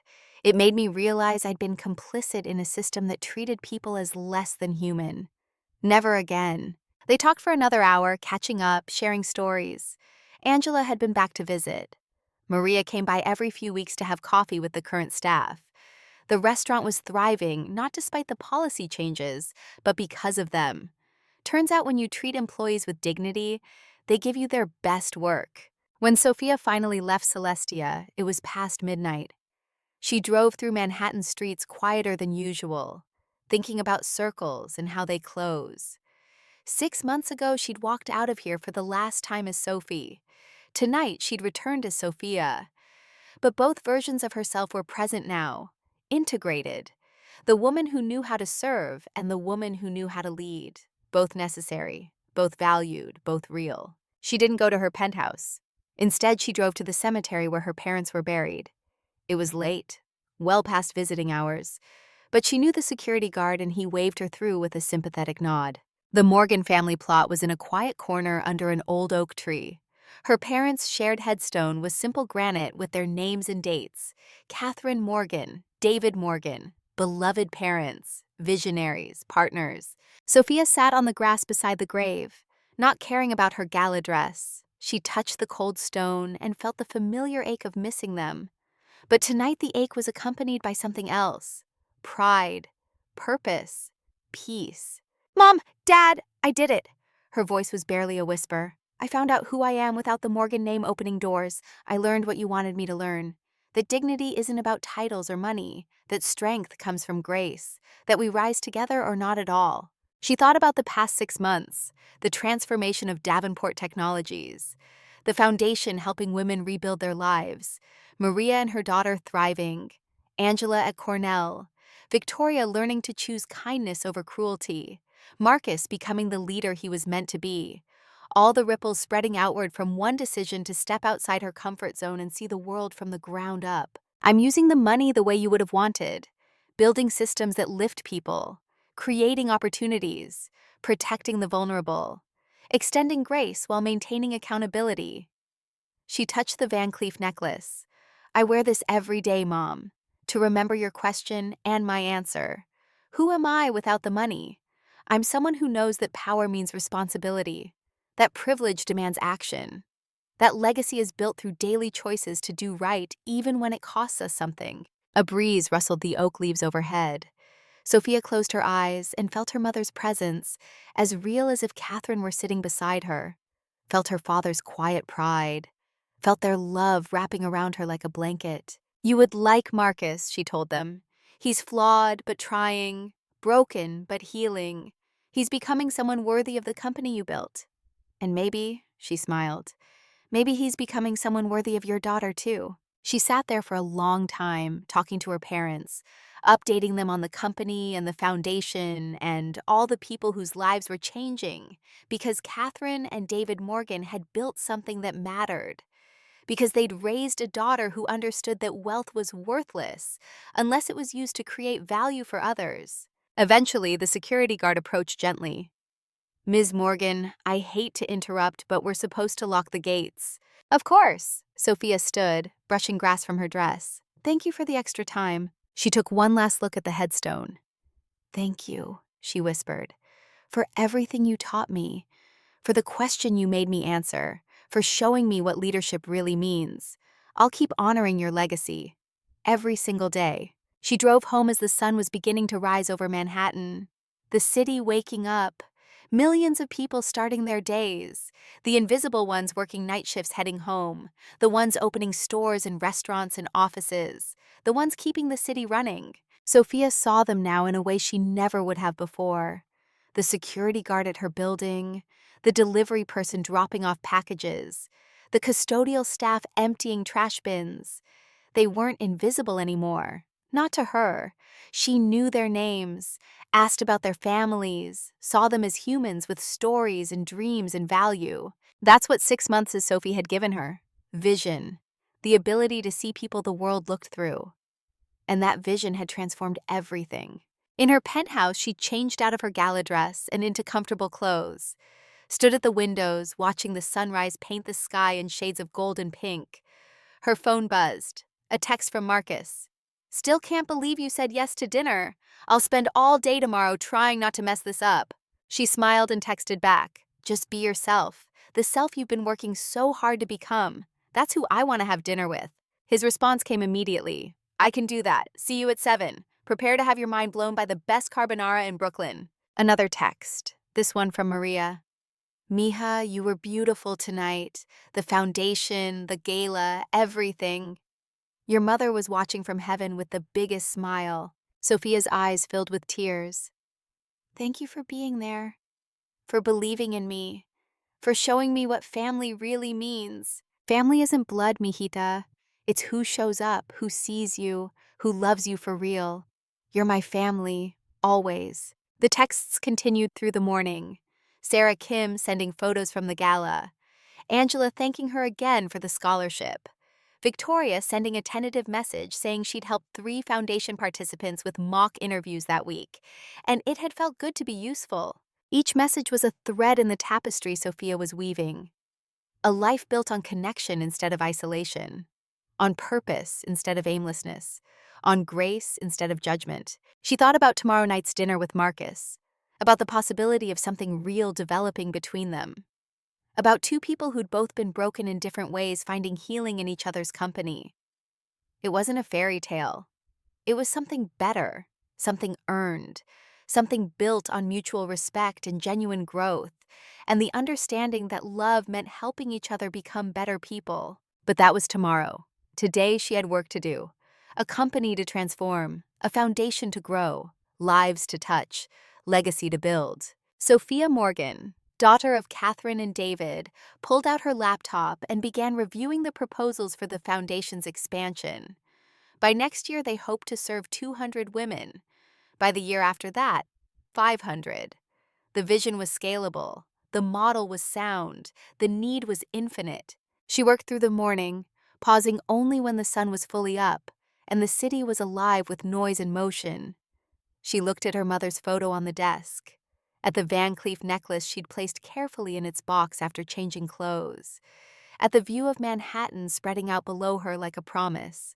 "We rise together," she said aloud, "never alone." Those words had become her mantra, her North Star, the measure against which she evaluated every decision.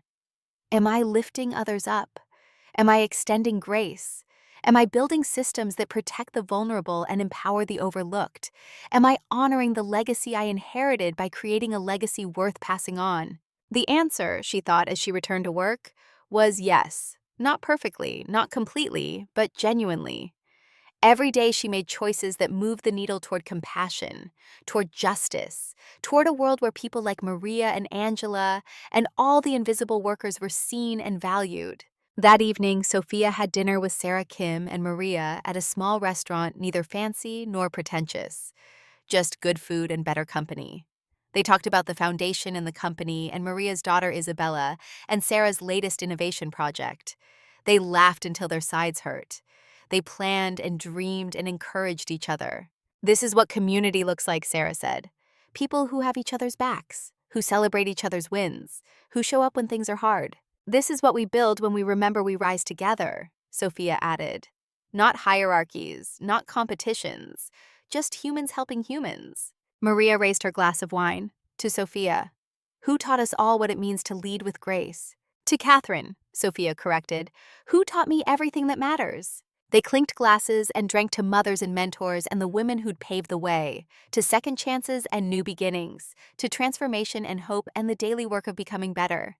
When Sophia finally returned home that night, exhausted but content, she stood once more at her windows. The city glittered below her. Somewhere in that vast sprawl, Victoria was reading self-help books and going to therapy and trying to unlearn the survival mechanisms that had become cruelty. Somewhere Marcus was preparing for tomorrow's dinner, nervous and hopeful. Somewhere Maria was tucking Isabella into bed with stories about the future they were building together. Somewhere Angela was studying engineering problems late into the night, determined to excel. And somewhere in all of it, woven through every life touched and every choice made, was the legacy of Catherine and David Morgan. Not just their money or their company or their patents, but their values, their vision of a world where technology served humanity, where power protected instead of dominated, where we remembered that rising together was the only way that mattered. Sophia Morgan, 29 years old, heiress and waitress and leader and student, looked at her reflection in the window glass. She saw her mother's eyes looking back, her father's determination in the set of her jaw, her own hard-won wisdom in the confidence of her posture.